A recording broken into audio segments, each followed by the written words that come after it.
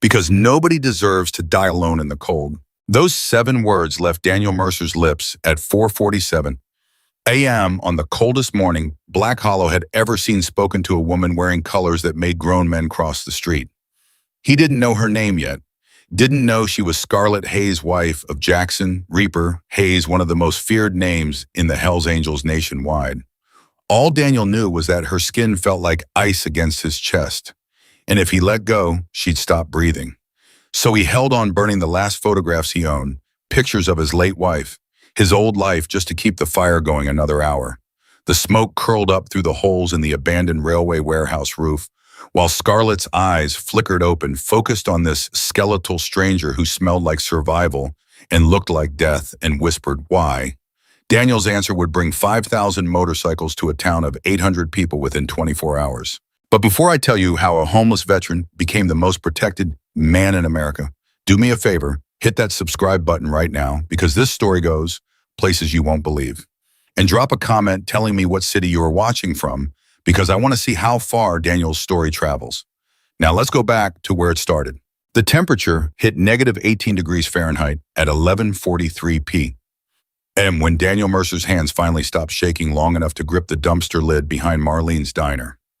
58 years old, 6'2", and down to 137 pounds, he looked like something that should have died 3 winters ago.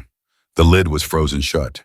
Daniel pulled harder, feeling something tear in his shoulder, an old construction injury that never healed right after he lost his insurance. The metal shrieked, gave way. Inside, nothing but coffee grounds and freezer-burned vegetables Marlene had tossed when the health inspector showed up unannounced.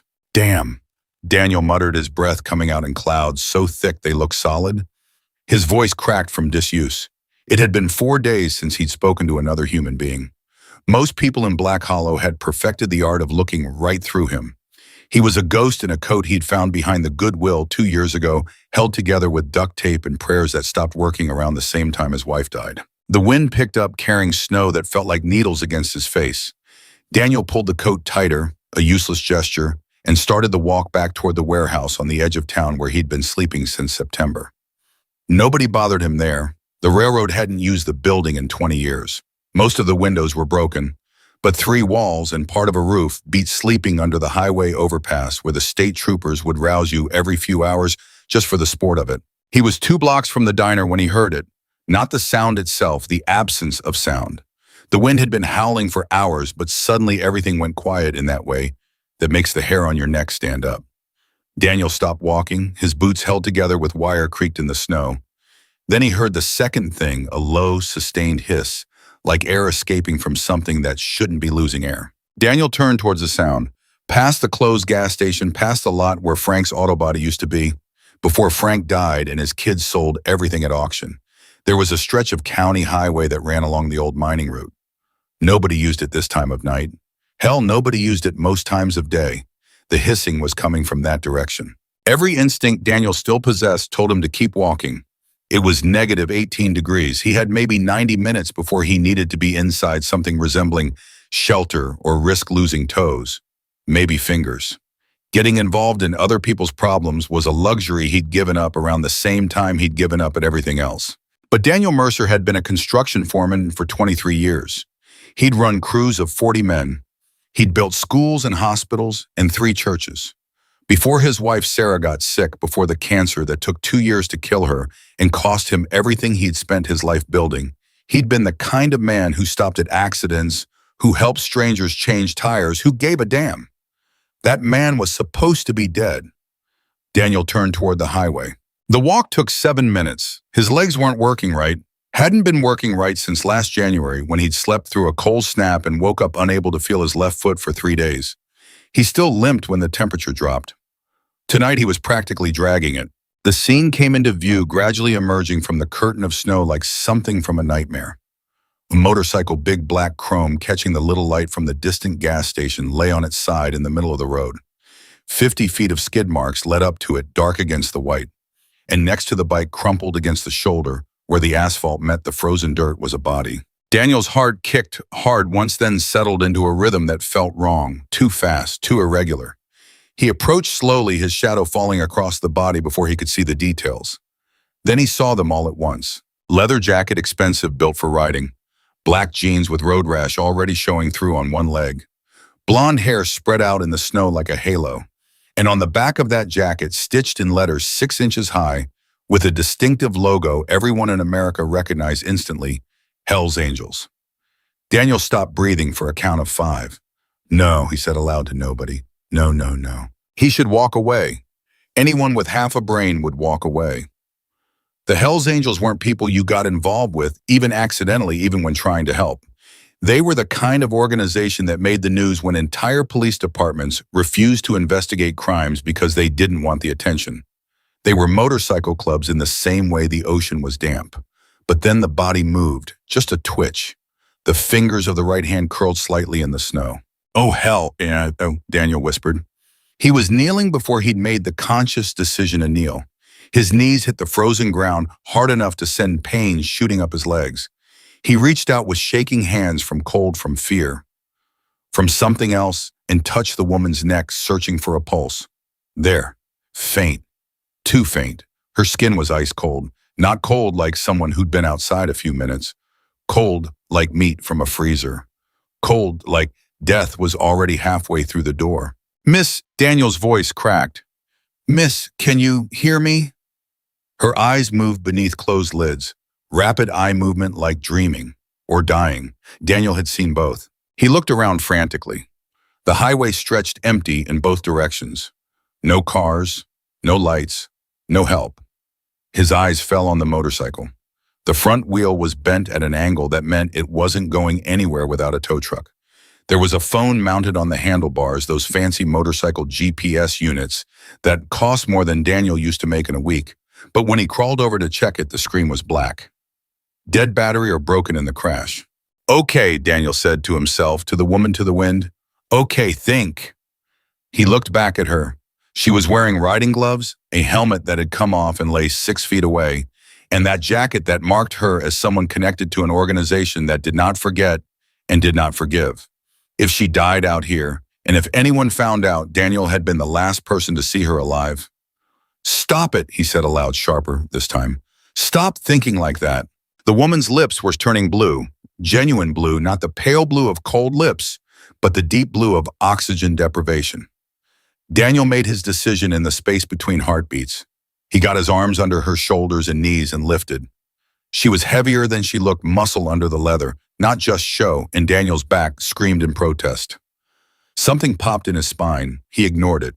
The warehouse was 12 blocks away. He started walking. The wind hit them like a wall the moment Daniel stepped away from the shelter of the ditch. Snow drove into his face, into his eyes. He couldn't see more than 10 feet ahead. The woman's head lolled against his chest. He adjusted his grip, pulling her closer, trying to share what little body heat he had left. Stay with me, he muttered.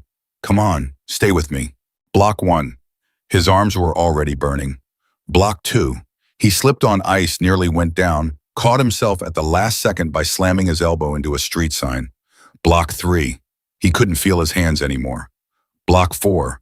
The woman made a sound, not quite a moan, not quite a word. Block 5. Daniel's legs stopped working properly.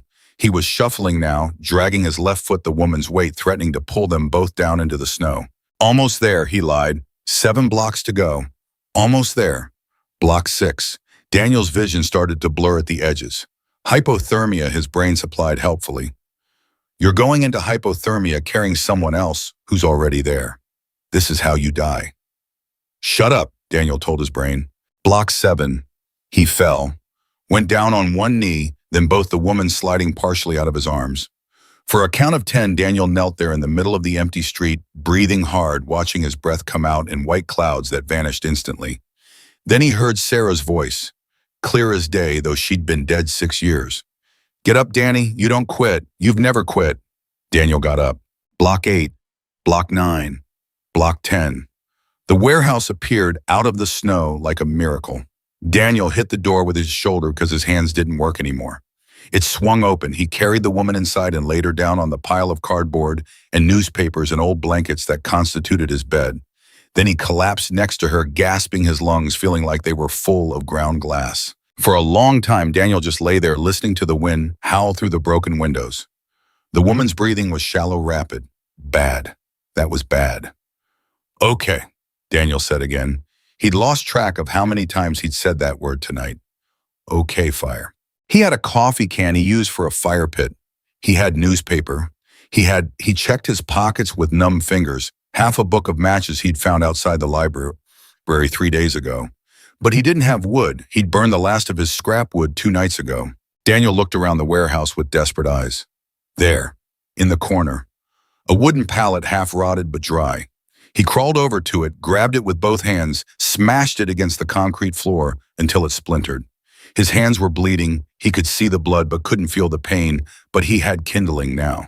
The newspaper lit on his second match. Precious wasting matches, but the woman was shivering now. A violent full-body tremor that meant her core temperature was dropping fast. Daniel fed the flame carefully, adding pieces of pallet, one at a time until he had a real fire going. Heat washed over his face. God, it felt good. Felt like life. He turned to the woman. She'd stopped shivering. That was worse than shivering. No, Daniel said. He stripped off his coat, the coat that kept him alive, the coat he'd sworn he'd never give up, and laid it over her. Then he pulled his blankets up the thin polyester sleeping bag he'd gotten from the shelter in Millerton last year and wrapped her in that too. She didn't respond. Come on, Daniel said. Come on, don't do this. He knew what came next, knew it from the wilderness survival training he'd gotten in the Army 37 years ago, training that was supposed to be for combat situations in hostile territory, but turned out to be just as relevant in hostile poverty. Body heat, direct contact. It was the only thing that would work fast enough. Daniel hesitated for maybe 3 seconds, considering the optics of a homeless man climbing into bed with an unconscious woman wearing Hell's Angels colors. Then he thought about her blue lips and stopped considering anything. He lay down next to her, pulled all the blankets and his coat over both of them, and pressed his body against hers. She was so cold it was like lying next to a corpse. Daniel wrapped his arms around her and held on. The fire crackled. The wind screamed. Daniel stared at the warehouse ceiling, corrugated metal, rusted through in places where moonlight came through, and started talking, because the silence felt too much like a funeral. My name's Daniel, he said quietly. Daniel Mercer. I don't know if you can hear me, but if you can just hold on, you're going to be okay. I'm going to make sure you're okay. The woman didn't respond. Her breathing was still too shallow, too fast. I wasn't always like this, Daniel continued. Used to have a house.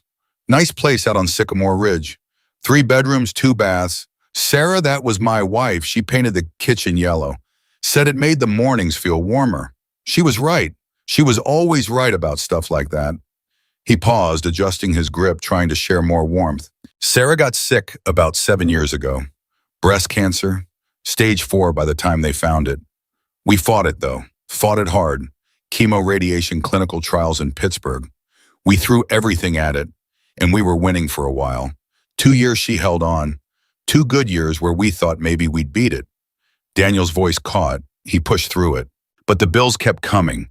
Insurance covered some of it, but not enough. Never enough. I took out a second mortgage, then a third, borrowed against my retirement, maxed out every credit card, and it still wasn't enough. The day Sarah died, we were $300,000 in debt. $300,000. The woman stirred slightly. Daniel held her tighter. Lost the house 4 months later. Lost my truck a month after that. Lost my job because I couldn't get to the range site without a truck and couldn't afford a new truck without a job. Funny how that works, isn't it?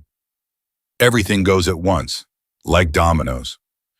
He watched the fire burn lower. He'd need to add more wood soon, but his arms were full of a freezing stranger and he wasn't letting go.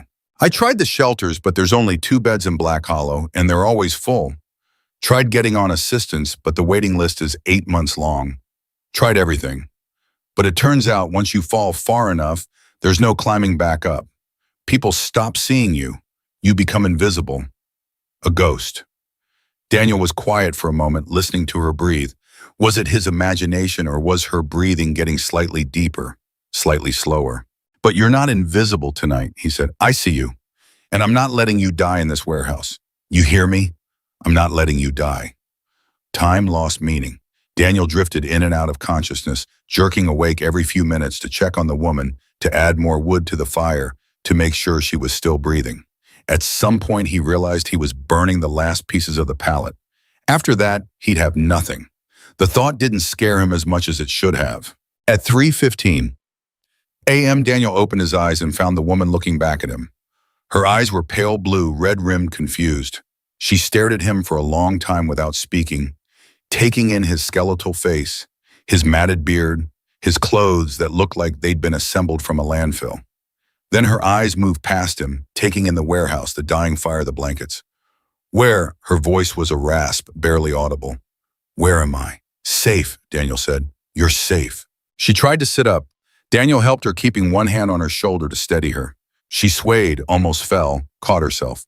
Her eyes found the Hells Angels jacket she was still wearing, then moved to Daniel. Who are you? Daniel Mercer. I found you on County Road 12. You crashed. Your bike hit black ice, I think.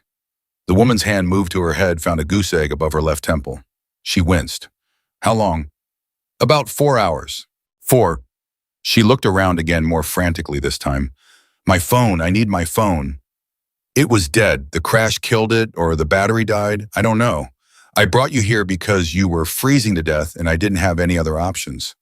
The woman stared at him, really stared at him, like she was trying to figure out if he was real or some kind of hypothermia-induced hallucination. You carried me here, yes. Why? The question hung in the air between them. Daniel could have given a dozen different answers, because it was the right thing to do, because he used to be a good man, and maybe some of that was still left, because Sarah would have wanted him to. Instead, he said, because nobody deserves to die alone in the cold. The woman's eyes went very wide. Then, to Daniel's surprise, they filled with tears. I'm Scarlett, she said, Scarlett Hayes. She waited for recognition, for fear. Daniel just nodded. Nice to meet you, Scarlett. You don't know who I am. I know you're wearing Hells Angels colors. I know that makes you connected to people most folks are scared of. But right now, you're a woman who almost died, and I'm a man who happened to be there. That's all I need to know. Scarlett wiped at her eyes with the back of her hand. You gave me your coat. You needed it more. You're bleeding. She pointed at his hands, which were indeed still bleeding from where he'd smashed the pallet. It's nothing. It's not nothing. Scarlett's voice was stronger now, gaining force. You're hypothermic. You probably saved my life and now you're freezing to death yourself. I'm fine, Daniel lied. Liar. But she said it gently. She looked at the fire, which was down to embers now. You're out of wood. Yeah. Scarlett reached into her jacket. Daniel tensed involuntarily and pulled out a wallet. She opened it, pulled out what looked like $300 in Mercer, and held it out to Daniel. And take it. Get warm. Get food. Get yourself somewhere safe for the night. Daniel looked at the money. $300. More than he'd seen in one place in 6 years. He could eat for a month on that. Could get a motel room, take a real shower, sleep in a real bed. He pushed her hand away gently. I can't take that. Why not? Because I didn't help you for money. I know that, Scarlett said. That's exactly why you should take it. No, Daniel's voice was firm. I helped you because you needed help. That's all. I don't want to be paid for being human. Scarlett stared at him like he'd just spoken ancient Greek. You're serious? Yes. You're dying out here. You're literally dying. I can see every rib through your shirt. Your hands are shaking from malnutrition. And you won't take $300. No. Why? Daniel was quiet for a long time. The wind had died down outside. The silence was almost peaceful. Because the day I start charging people for basic human decency is the day I'm really dead, he said finally. Money house job. I can lose all of that and still be me. But the second I put a price tag on doing the right thing, I'm gone. I'm just a body walking around waiting for the rest of me to figure out it's already dead. Scarlett didn't say anything. She just sat there, $300 still in her hands, staring at this homeless veteran who looked like a skeleton and talked like a philosopher. Then she started laughing. Not cruel laughter, the kind that comes when something is so unexpected, so completely outside your frame of reference, that your brain short-circuits and defaults to absurdity. What? Daniel asked. You, Scarlett said, still laughing, wiping tears from her eyes. You're the most stubborn, noble, completely insane person I've ever met.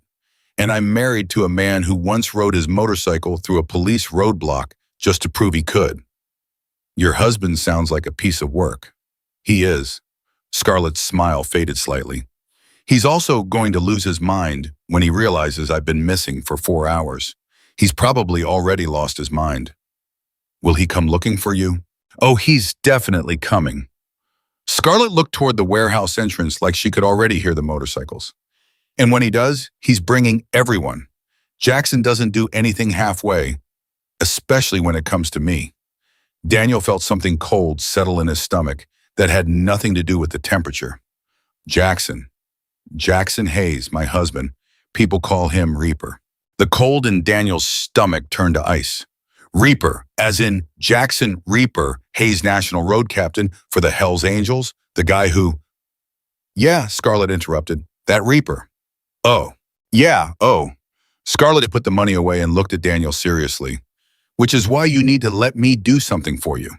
Because when Jackson gets here, he's going to want to thank the person who saved my life.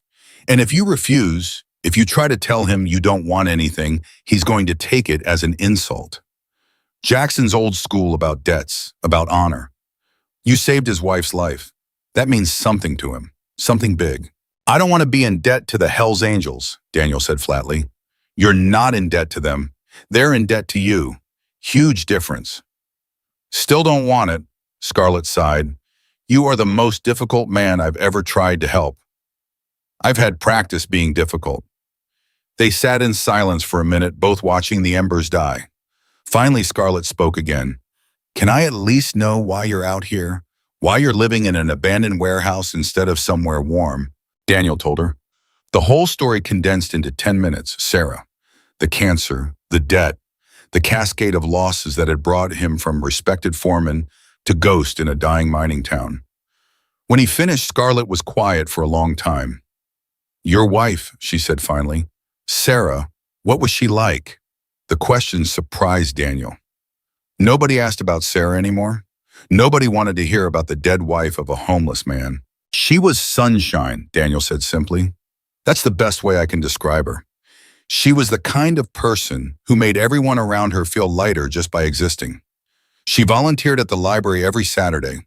She made cookies for the whole neighborhood at Christmas. She remembered everyone's birthday. When she died, the church was so full, they had to put speakers outside for the overflow. She sounds amazing. She was. Daniel's voice cracked. She really was. Would she be proud of you right now? Living like this? Daniel considered the question honestly. I don't know, maybe not proud of where I ended up, but proud that I didn't become mean, didn't become bitter. I see a lot of guys out here who've let the streets turn them hard, turn them angry at the world. Sarah would hate that, so I try not to hate, try not to be angry. Some days that's harder than others. But tonight you helped a complete stranger even though it put you in danger. Tonight I did what Sarah would have wanted me to do. Scarlett smiled. I think I would have liked your Sarah. She would have liked you too. The moment was broken by a sound outside, distant but growing closer. The unmistakable rumble of motorcycle engines. Lots of them. Scarlett's head snapped up. That's them. Already? Jackson has people looking for me all night. Every chapter within 200 miles. The second sun comes up, they'll search every road, every building, every... She stopped listening. That's more than a search party. The rumble grew louder and louder. It wasn't just a few bikes. It sounded like thunder, like an approaching storm made of chrome and gasoline. Daniel stood up, wincing as his back protested. He walked to one of the broken windows and looked out. What he saw made his breath catch. The highway was black with motorcycles. Hundreds of them, maybe more, all moving in formation toward Black Hollow. Their headlights looked like a river of stars. The sound was enormous, shaking the warehouse walls. Scarlett, Daniel said quietly, how many people did your husband call? Scarlett joined him at the window. When she saw the motorcycles, her hand went to her mouth.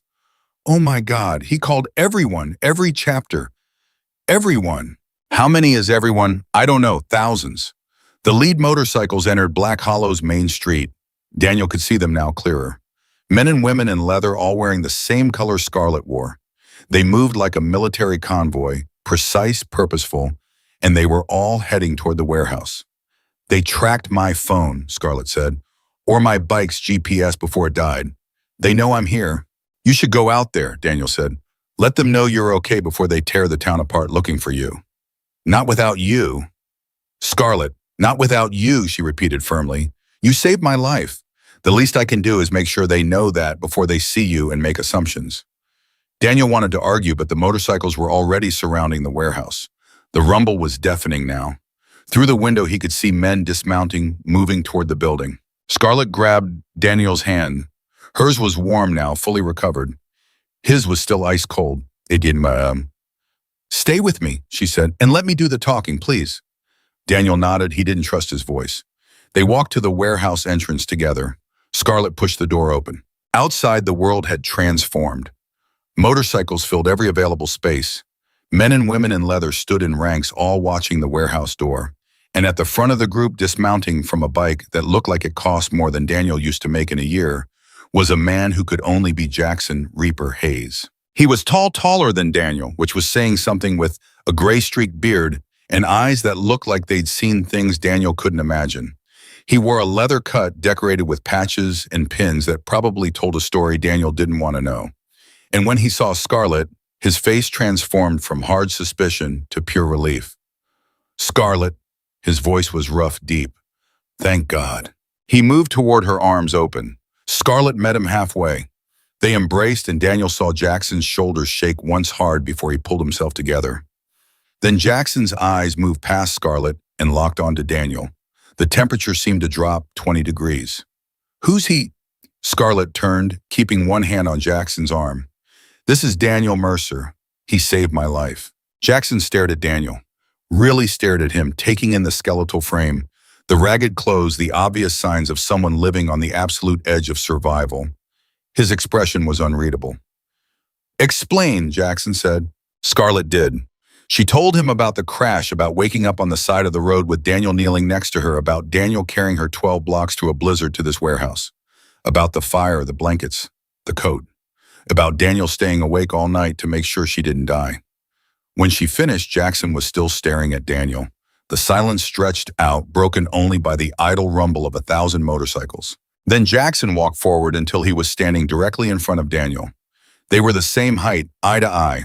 You saved my wife's life, Jackson said. It wasn't a question. I helped her, Daniel said carefully.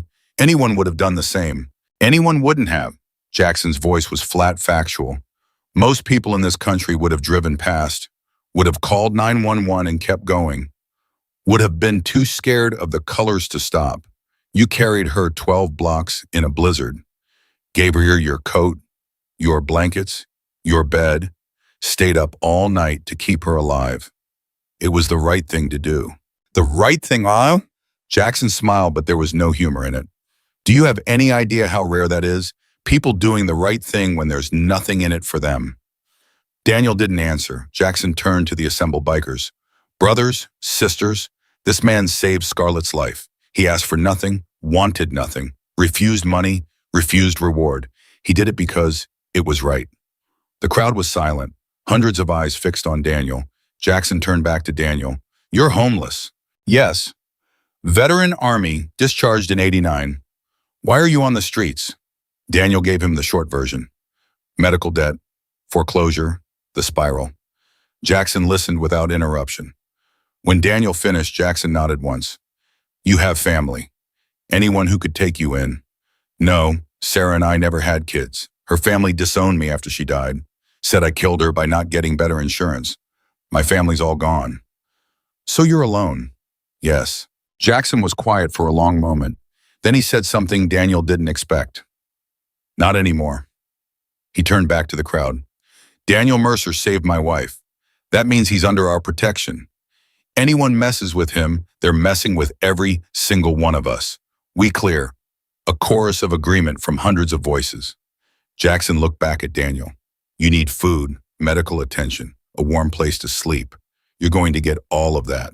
Today. Right now. I can't accept. Not asking, Jackson's voice was steel. This isn't charity. This is honor. You saved my wife. I owe you. We all owe you. And we pay our debts. Daniel felt the world spinning slightly. Too much. This was all too much. Scarlett moved to his side, steadying him with a hand on his elbow. Let us help you, Daniel, please. You've spent years helping everyone else. Let someone help you for once. Daniel looked at her, at Jackson, at the sea of faces watching him with something that might have been respect. Okay, he heard himself say. Okay. The word came out barely above a whisper, but it was enough. Jackson smiled a real smile this time. He reached out and clasped Daniel's shoulder. Welcome to the family, brother. And somewhere in the back of the crowd, someone started their motorcycle. Then another. Then another. Within seconds, 1,000 engines roared to life, the sound echoing off the buildings of Black Hollow like thunder from a clear sky. The town was waking up. Lights flickered on in windows. Doors opened. People emerged to see what the noise was about. And what they saw was 5,000 Hells Angels bikers surrounding an abandoned warehouse with their national road captain's arm around the shoulders of the homeless man everyone in town had spent 6 years pretending didn't exist. Daniel Mercer, the invisible ghost, was invisible no more. The first person to speak was Margaret Chen, who owned the flower shop on Main Street and hadn't said a word to Daniel in 4 years. She stood on her porch in a bathrobe, staring at the sea of motorcycles, and said loud enough for half the block to hear, "Is that Daniel Mercer?" Her husband Tom appeared behind her, squinting through his glasses. "Can't be. Daniel's been gone for years." "He's not gone," Margaret said. "He's been right here. We just stopped looking." Jackson heard her tear. His head turned toward the couple, and something in his expression made Tom take a half step backward. But Jackson's voice when he spoke was measured, almost polite. "You folks know Daniel." Margaret nodded slowly. "We've lived here 30 years. Daniel built the addition on our house back in '98. Did beautiful work. When his wife got sick, the whole town tried to help, but the bills were just too much. After she died, he sort of disappeared. We thought he'd left Black Hollow." "He didn't leave," Jackson said. "He's been sleeping in that warehouse behind you for the last 8 months." The silence that followed was the kind that makes people's faces change colors. Tom went pale. Margaret's hand went to her mouth. "We didn't know," she whispered. "You didn't look," Jackson replied. "Not cruel, just factual." He turned back to Daniel. "How many people in this town know you're here?" Daniel's voice was quiet. "Most of them. They just pretend they don't." A murmur went through the assembled bikers. Jackson held up one hand and the murmur stopped instantly. That kind of control, that instant obedience, made Daniel's military instincts kick in. Jackson wasn't just respected, he was feared. There was a difference. "Here's what's going to happen," Jackson announced, his voice carrying across the street. "My brothers and sisters are going to make sure Daniel gets what he needs. Food, medical attention, a place to stay. Anyone in this town who has a problem with that can take it up with me personally." Nobody moved. Nobody spoke. "Good." Jackson's hand was still on Daniel's shoulder. "Now, Daniel, when's the last time you ate a real meal?" Daniel had to think about it. "Tuesday, I think. The church does a lunch on Tuesdays." "What day is today?" "Saturday." Jackson's jaw tightened almost imperceptibly. He turned to a woman standing near the front of the crowd, heavy-set with red hair pulled back in a tight braid. "Mama Bear, get on the phone. I want every restaurant in this town open in the next hour. Someone's going to feed this man." The woman, Mama Bear, apparently pulled out a phone and started dialing before Jackson finished the sentence. Scarlett moved closer to Daniel. "You're going to eat so much food, you'll forget what hunger feels like." "I can't let you do this," Daniel said, but his voice lacked conviction. The truth was he was so tired. Tired of being cold, tired of being hungry, tired of being invisible. And these people, these dangerous, feared people, were looking at him like he mattered. "You already let us," Scarlett said gently. "The second you picked me up off that road, you became part of this. That's how it works with us. You save one of ours, you become one of ours." A younger biker approached, maybe 25, with a sleeve of tattoos and a nervous energy. "Boss, we got a situation." Jackson turned. "What situation?" "Local police just pulled up. 3 cars. They're blocking the south entrance." "Of course they are." Jackson didn't sound surprised. "Stay here with Daniel. I'll handle it." He strode toward the police cars with the confidence of a man who'd had this conversation before. Daniel watched him go, then turned to Scarlett. "This is going to get ugly, isn't it?" "Probably." Scarlett didn't seem concerned, "but not in the way you think. Watch." Jackson reached the police cars just as Sheriff David Reeves stepped out. Daniel knew Reeves. Everyone in Black Hollow knew Lee Reeves. He'd been sheriff for 16 years, a big man who'd played football at Penn State before a knee injury ended his career.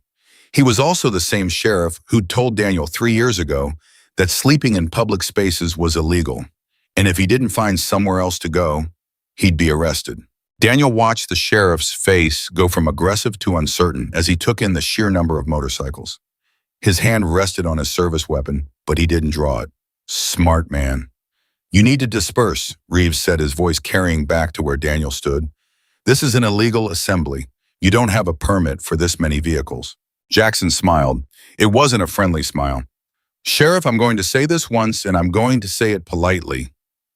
We're not here to cause trouble.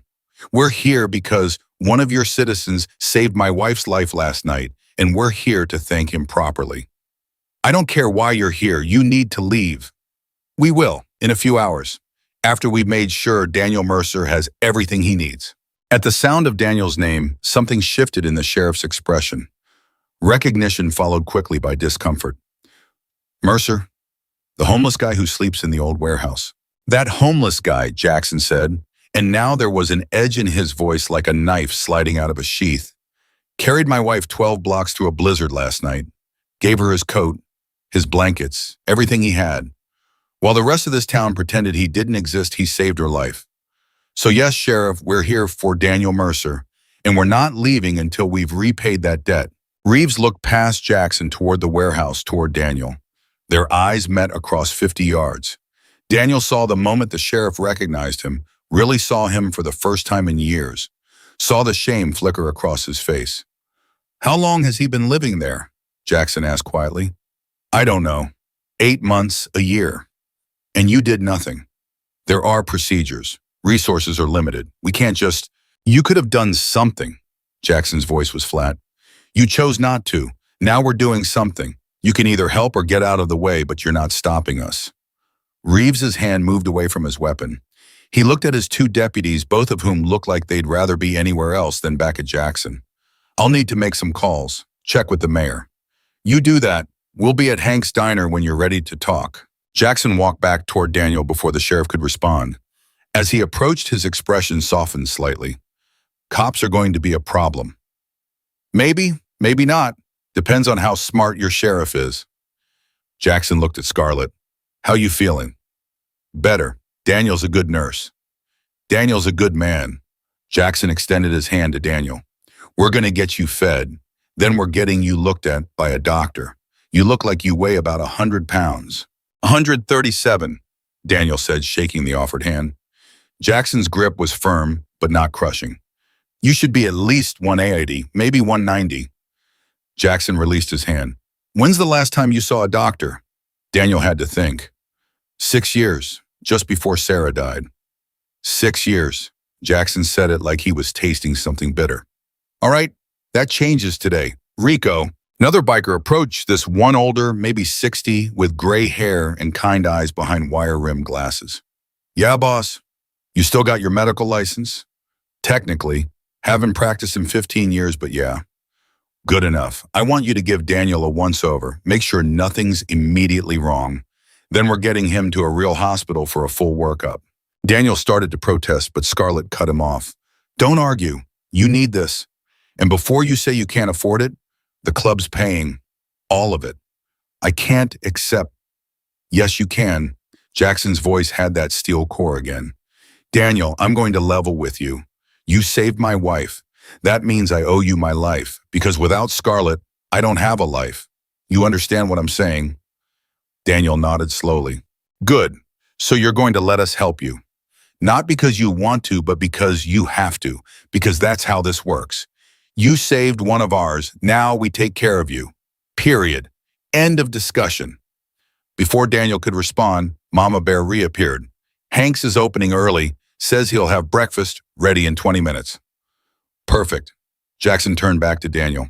You like eggs? I like anything that's not from a dumpster. Several bikers laughed at that, real laughter, not cruel. Jackson smiled genuinely this time.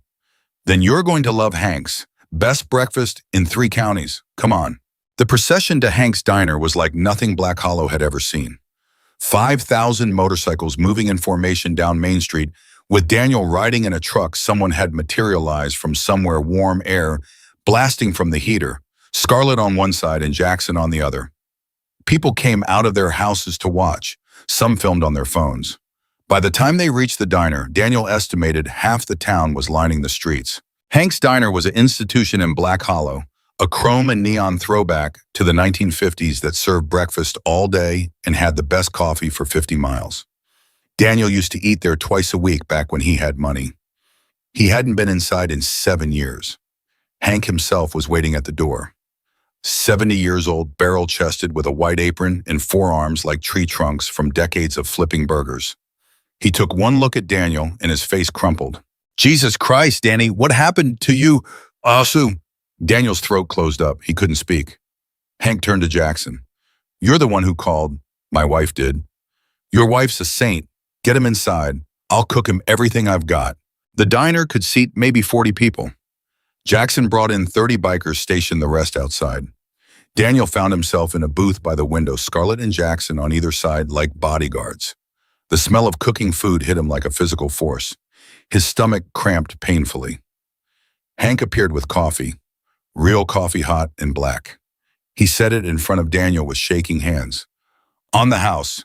Everything's on the house." "Hank, don't argue with me, Danny. I've been feeding people in this town for 45 years, and I've never been more ashamed than I am right now. You've been out there starving, and I didn't even notice." Hank's voice cracked. "Sarah would be so disappointed in me." The mention of Sarah's name hit Daniel harder than expected. Tears welled up, spilled over. He wiped at them angrily with the back of his hand, but they kept coming. Scarlett's hand found his under the table. She squeezed gently, didn't say anything, just held on. Jackson caught Hank's attention. "You knew his wife. Knew her. Sarah was in here every Saturday morning for 15 years. Always ordered the same thing. 2 eggs over easy wheat toast, coffee with cream. She'd bring a book, sit in that corner booth and read for an hour. Sweetest woman I ever met. When she got sick, the whole town rallied. We did fundraisers, car washes, bake sales. Raised maybe $50,000. Wasn't nearly enough." "What happened after she died?" Jackson's voice was quiet, but everyone in the diner could hear him. Hank looked down. "Danny fell apart, stopped coming in, stopped talking to people. We heard he lost his house, lost his job. Some folks tried to reach out, but he disappeared. I thought he'd left town. Went to stay with family somewhere." "He's been here the whole time," Jackson said. "Sleeping in an abandoned warehouse, eating from dumpsters, living like an animal while this whole town pretended not to see him." The diner had gone completely silent. Every biker was listening. Several looked angry. Hank's face had gone pale. "I didn't know. I swear to God I didn't know." "You didn't look," Jackson said. Same thing he'd said to Margaret Chen, same flat tone. Not accusatory, just stating facts. Somehow that made it worse. The food started arriving. Eggs, bacon, sausage, pancakes, hash browns, toast fruit. Enough food for 5 people. Daniel stared at it, overwhelmed. "Eat," Scarlett said softly. "Start slow, your stomach's probably shrunk." Daniel picked up a fork. His hand was shaking so badly he could barely hold it.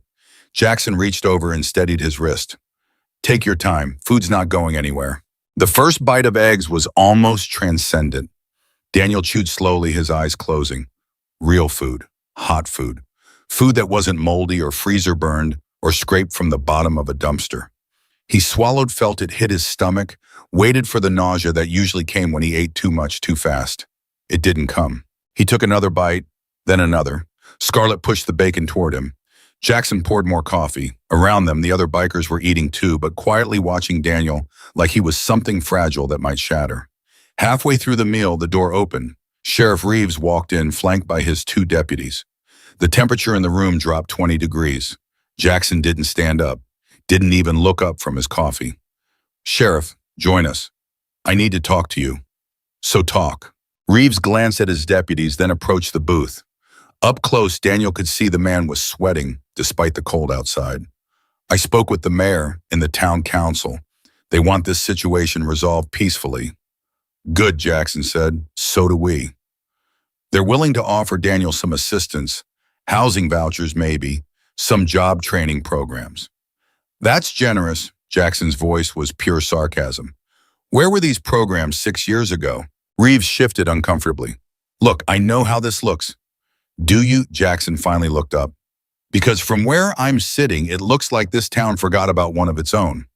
Let him starve. Let him freeze. Let him die slowly while everyone pretended he didn't exist.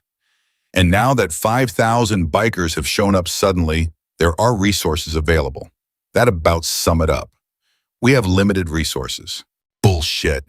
The word came from Mama Bear, who'd been sitting at the counter. I've been on the phone for the last hour, Sheriff. You know what I found out? This town has 3 empty apartments in the low-income housing complex. 3. They've been empty for 8 months. The same 8 months Daniel's been sleeping in a warehouse. Reeves's face went red. Those apartments have waiting lists. Waiting lists you control, Mama Bear interrupted, and somehow Daniel never made it to the top. Funny how that works. The sheriff looked at Daniel, really looked at him, taking in the skeletal frame, the threadbare clothes, the haunted eyes. I'm sorry, Reeves said quietly. I should have done more. Yeah, Daniel said, you should have. The words came out harder than he intended. 6 years of anger, 6 years of being invisible, all compressed into those 3 words. Reeves flinched like he'd been slapped. Jackson leaned back in the booth. Here's what's going to happen, Sheriff. Daniel's going to get proper medical care today. Then he's going to get housing, not in 8 months, not next week, today. And if your town can't provide that, we will. We'll buy a house, we'll pay for everything. But one way or another, Daniel Mercer is never sleeping in that warehouse again. You can't just, I can do whatever I want, Jackson said flatly. I've got 5,000 witnesses who saw this man save my wife's life. I've got a grateful organization with resources you can't imagine. And I've got a deep personal commitment to making sure Daniel is taken care of. So you can either work with us or get out of the way. The 2 men stared at each other. Daniel could feel the tension thick enough to cut. Then Reeves nodded slowly. I'll see what I can do. You'll do more than that. You'll make it happen. Today. Reeves left without another word. His deputies followed, and Daniel could see them through the window, talking urgently on their phones. Jackson turned back to Daniel. Eat before it gets cold. Daniel picked up his fork again, but he'd lost his appetite. The confrontation had drained him. He pushed the eggs around his plate, thinking about Sarah, about the house on Sycamore Ridge, about the life that felt like it had belonged to someone else. Daniel, Scarlett's voice was gentle. Where did you work before everything fell apart? Mercer Construction, my own company. We did residential and commercial work. Had 40 guys on the payroll at our peak. What happened to the company? Sold it to pay Sarah's medical bills. Got about 30 cents on the dollar because the buyer knew I was desperate. Daniel's voice was flat, reciting facts. That was 5 years ago. The guy who bought it ran it into the ground within 2 years. Most of my old crew scattered. Some went to other companies. Some left town looking for work. You were good at it, construction. I was the best in 3 counties. Won awards. Had a reputation for being on time, under budget, and doing quality work. A ghost of pride flickered across Daniel's face. People used to say if Mercer built it, it would last forever. Jackson was listening intently. You ever think about getting back into it? With what? I don't have tools, don't have a truck, don't have the bond and insurance you need to pull permits, and I don't have a permanent address, which means I can't get a contractor's license, even if I could afford the fees. Daniel laughed, but there was no humor in it. The barriers to entry when you're homeless are insurmountable. Everything requires something else you don't have. It's a closed loop. What if those barriers went away? Jackson asked. Daniel looked at him. What do you mean? I mean, what if you had everything you needed? Tools, truck, insurance, bond office space. What if all the barriers disappeared? Would you want to get back into construction? That's not realistic. Answer the question. Daniel was quiet for a long moment. Yes, God, yes. I'd give anything to build again, to use my hands for something other than digging through trash, to create something instead of just surviving day to day. Jackson smiled. Then that's what we're going to do. You can't just, I can and I will. The club owns property all over the country. Warehouses, garages, office buildings. Half of them need work. And I'd rather give that work to someone I trust, someone who saved my wife's life, than some random contractor who's going to overcharge and underdeliver. Daniel's heart was pounding. Jackson, that's insane. You don't even know if I can still do the work. I haven't held a hammer in 5 years. So we'll find out. We'll start small, give you a project, see how it goes. If it works out, great. If not, we'll figure something else out. But either way, you're not going back to that warehouse. Scarlett squeezed Daniel's hand again. Let us help you, Daniel. Please. You've spent so long helping everyone else. Let someone help you for once. Daniel felt something breaking inside him. Some wall he'd built to protect himself from hope, from the possibility of disappointment. It hurt, that breaking, like bones snapping. But behind the pain was something he'd forgotten existed. Possibility. Okay, he whispered. Okay. Rico appeared at the booth, medical bag in hand. Boss, I need to check him over. Jackson slid out of the booth. Use the back room. Take your time. Be thorough. The examination took 20 minutes. Rico checked Daniel's vitals, looked at his hands and feet for signs of frostbite, listened to his heart and lungs. His expression got more concerned as the exam went on. Malnutrition, obviously, Rico said when he was done. Probably vitamin deficiencies across the board. Your blood pressure's too low. Heart rate's irregular. I'm seeing signs of hypothermia, damage to your extremities. You're going to lose at least 2 toenails, maybe more. And you've got what looks like the beginning of pneumonia in your left lung. How bad? Daniel asked. Bad enough that you should be in a hospital. But knowing you'll refuse that, I'm putting you on antibiotics immediately. Strong ones. You need rest, warmth, and food. Real food every day, no exceptions. I can do that. You don't have a choice. Rico pulled a prescription pad from his bag, started writing. These are going to cost about $300 without insurance. Jackson's covering it. Don't argue. Daniel didn't argue. He was too tired. They returned to the main dining room to find it had filled up, not with more bikers, with townspeople. Daniel recognized faces. Beth Kramer, who used to run the library where Sarah volunteered. Tom and Margaret Chen from earlier. Frank Wilson, who owned the hardware store where Daniel used to buy supplies. Pastor Mike from the Lutheran church. They all looked ashamed. Beth approached first. She was crying. Daniel, I'm so sorry. I saw you a few months ago outside the library. I knew you were struggling, and I didn't do anything. I just pretended I didn't see you. It's okay. It's not okay. Her voice was fierce. Sarah was my friend. She volunteered every Saturday for 8 years. She taught my daughter to read, and when you needed help, I turned my back. I'll never forgive myself for that.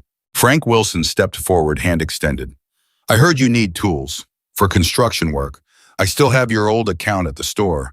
Everything you bought before everything happened. I kept it all. Figured maybe someday you'd come back. Daniel stared at him. You kept my tools. Kept them in the back room. Wouldn't let anyone buy them. They're yours, Danny. Always have been. One by one, people approached. Offered apologies. Offered help. Margaret Chen said they had a guest room Daniel could stay in until he found something permanent. Pastor Mike said the church had an emergency fund specifically for situations like this. Tom Chen offered to co-sign on an apartment lease if Daniel needed it. By the time everyone had spoken, Daniel was overwhelmed. Scarlett had to steady him, guide him back to the booth. This is too much, Daniel said. I can't. You can, Jackson said firmly. This is what community looks like, Daniel. Real community. These people forgot for a while, but they're remembering now. Let them help. Let them fix what they broke. Outside, the sun had fully risen. Through the window, Daniel could see the motorcycles lining Main Street chrome gleaming. News helicopters had arrived circling overhead. Camera crews were setting up on the sidewalk. This is going national, isn't it? Daniel asked. Jackson nodded. Probably already has. Video of 5,000 bikers rolling into a small town. That's news, and when they find out why we're here, it's going to be everywhere. I don't want to be famous. You don't have a choice, but we'll protect you from the worst of it. No interviews unless you want them. No photos without permission. We take care of our own. A young woman entered the diner, clearly a reporter with a cameraman in tow. She made a beeline for Jackson. Sir, I'm Jennifer Moss from Channel 7 News. Can you tell us what's happening here? Jackson looked at Daniel. Your call. You want to talk to them?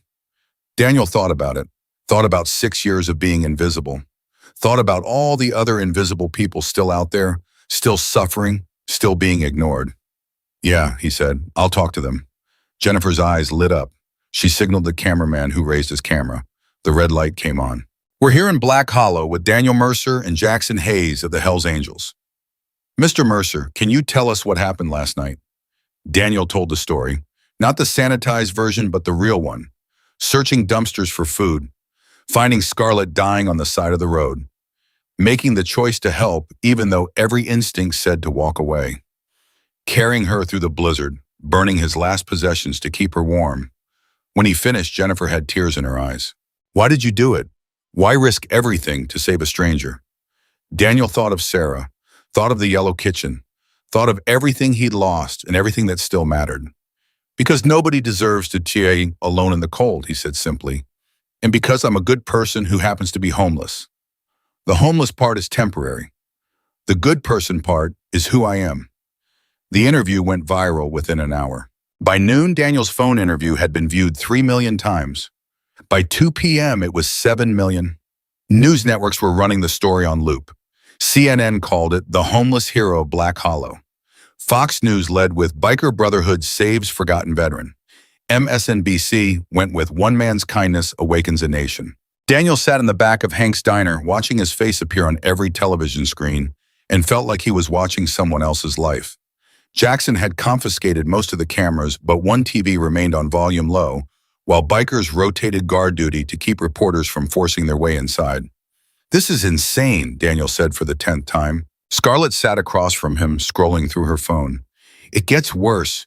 You're trending on Twitter. Someone started a GoFundMe. It's already at $200,000. Daniel's head snapped up. What? 208,000 now. It's going up about 10,000 every 5 minutes. She turned the phone so he could see. The page showed his face, a screenshot from the interview above a description that made his chest tight. Help Daniel Mercer rebuild his life. I can't take that money. You're gonna have to, Jackson said from the doorway. He'd been outside dealing with the mayor. People want to help. You going to tell them, no, tell them their compassion doesn't matter. That's not fair. Nothing about this is fair, but it's happening. You can either fight it or accept it. I recommend accepting it. Before Daniel could respond, the door burst open. A woman rushed in, maybe 40 mascara running down her face. She made it 3 steps before Mama Bear intercepted her. Ma'am, you can't. Please, the woman gasped. Please, I need to talk to him. To Daniel. Jackson nodded.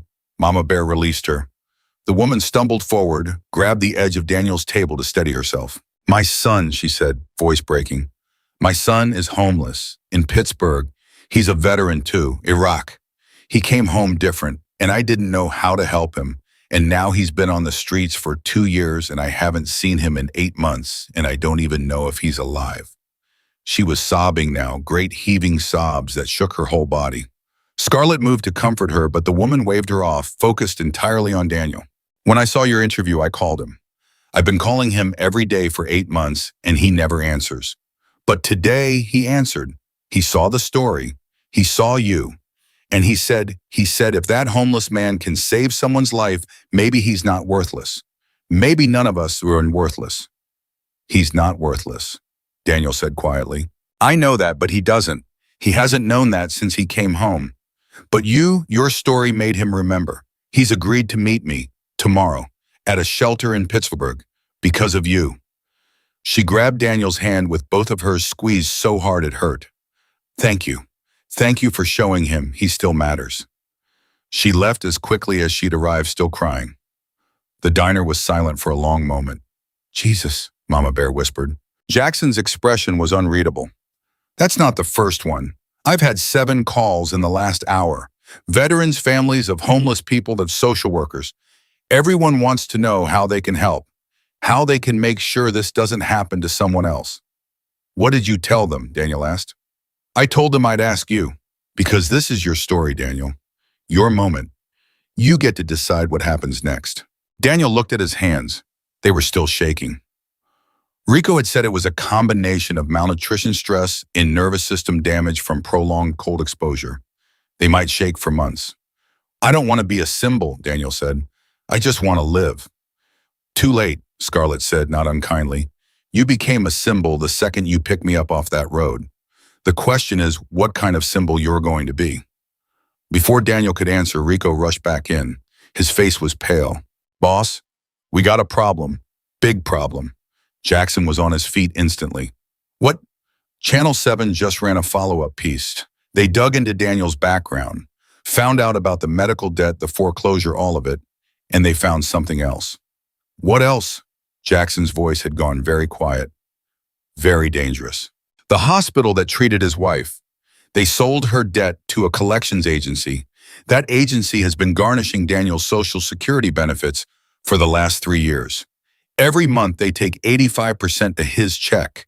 He's been living on $63 a month. The room exploded. Bikers started shouting. Someone punched a wall. Jackson held up one hand and everyone went silent, but his face had turned to stone. $63, he repeated. Rico nodded. That's not enough to rent a mailbox. That's why he couldn't get in housing assistance. You need an address to get assistance, but you need money to get an address. They trapped him. Who's the collections agency? Hartman Financial Solutions, out of Delaware. Find them. Find everyone who works for them. I want names, addresses, everything. Jackson turned to Daniel. Did you know they were taking your Social Security? I knew someone was taking something. The checks were always smaller than they should be, but I didn't know who or why. I stopped opening official mail after I lost the house.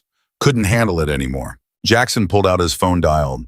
Yeah, it's me. I need a lawyer. Best one you've got. Specializes in debt collection abuse. He listened for a moment. No, I don't care what it costs. Get them here, today, and get me everything you can find on Hartman Financial Solutions. I want to know what they had for breakfast. He hung up, turned back to Daniel. We're fixing this, all of it. You can't fight a collections agency. Watch me. Jackson's smile was the kind that made people nervous. They've been stealing from a disabled veteran. That's going to make a great news story, don't you think? 2 hours later, a woman in a charcoal suit arrived. Lauren Pierce, attorney at Law Harvard, educated with a reputation for destroying corporations that preyed on vulnerable people. She sat up at a table, opened a laptop, and got to work. Daniel, she said after reviewing his file, this is one of the most egregious cases I've ever seen. They shouldn't have been able to garnish your Social Security at all. Medical debt doesn't qualify for that level of garnishment. They committed fraud. So what do? We sue them into oblivion, and we file a complaint with the FTC, and we get your money back, all of it. 3 years of stolen benefits, plus damages, plus legal fees. You're looking at probably $200,000. Daniel's head was spinning. $200,000. Minimum. Could be more depending on what else we find. Lauren smiled. It wasn't a kind smile. These people destroyed your life. I'm going to destroy their business. Sound fair? Yeah, Daniel said slowly. Yeah, that sounds fair. Lauren made 7 phone calls in rapid succession, each one more brutal than the last. By the time she finished, Hartman Financial Solutions had been served with a lawsuit, a federal complaint, and a temporary restraining order, preventing them from contacting Daniel or garnishing any more benefits. They'll try to settle, Lauren said. They always do, but we're not settling. We're making an example of them. Jackson looked satisfied. Good. What else? Well, there's the matter of Daniel's credit. It's destroyed. Every late payment, every foreclosure, every collections notice. We need to rebuild that from the ground up. How long? Normally 2 to 3 years. But given the circumstances, the fraud, the predatory collections, we might be able to get it all removed. Start him with a clean slate. That's rare, but this case is unique enough that I think we can do it. Do it, Jackson said. The afternoon blurred into evening. More people came to the diner. Some brought food, others brought clothes, and Daniel's new clothes still with tags attached. Someone brought toiletries. Someone else brought a new winter coat, heavy-duty, the kind that cost $300. Pastor Mike returned with a key. It's to the church rectory, the old pastor's quarters. Been empty for 2 years since we moved to a smaller building. It's not much, 1 bedroom, tiny bathroom, kitchenette, but it's warm and it's yours for as long as you need it. Daniel took the key with trembling hands. I don't know what to say. Say you'll take care of yourself. Say you'll let us help.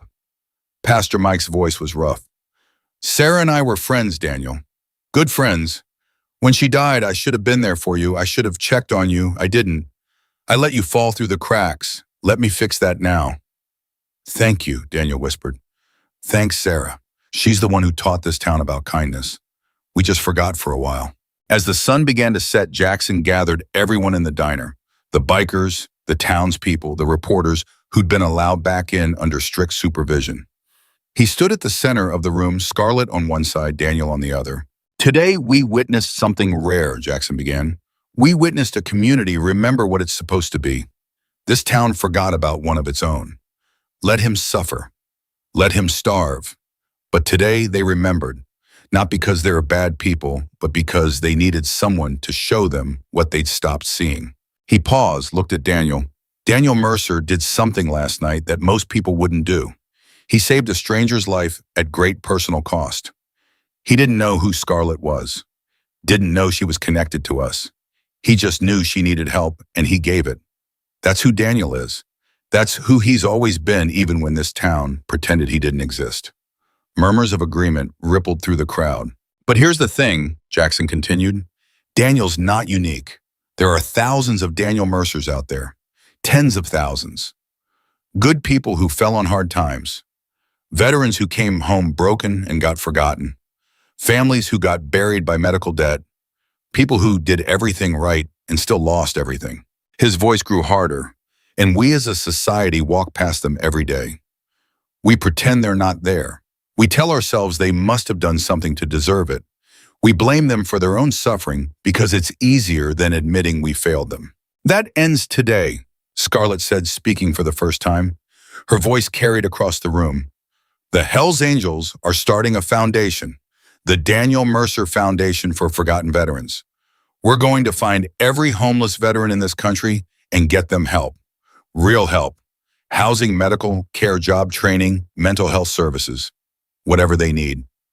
The room erupted in applause. Daniel stared at Scarlett in shock. You can't name it after me. Already done, Jackson said. Paperwork's being filed as we speak. We've committed $5 million to start, but we're not doing it alone. We're partnering with veteran organizations, homeless advocacy groups, mental health professionals. This is going to be big, Daniel. This is going to change lives. I don't deserve this. You deserve everything, Scarlett said fiercely. You saved my life. Let us save others in your name. Daniel's vision blurred with tears.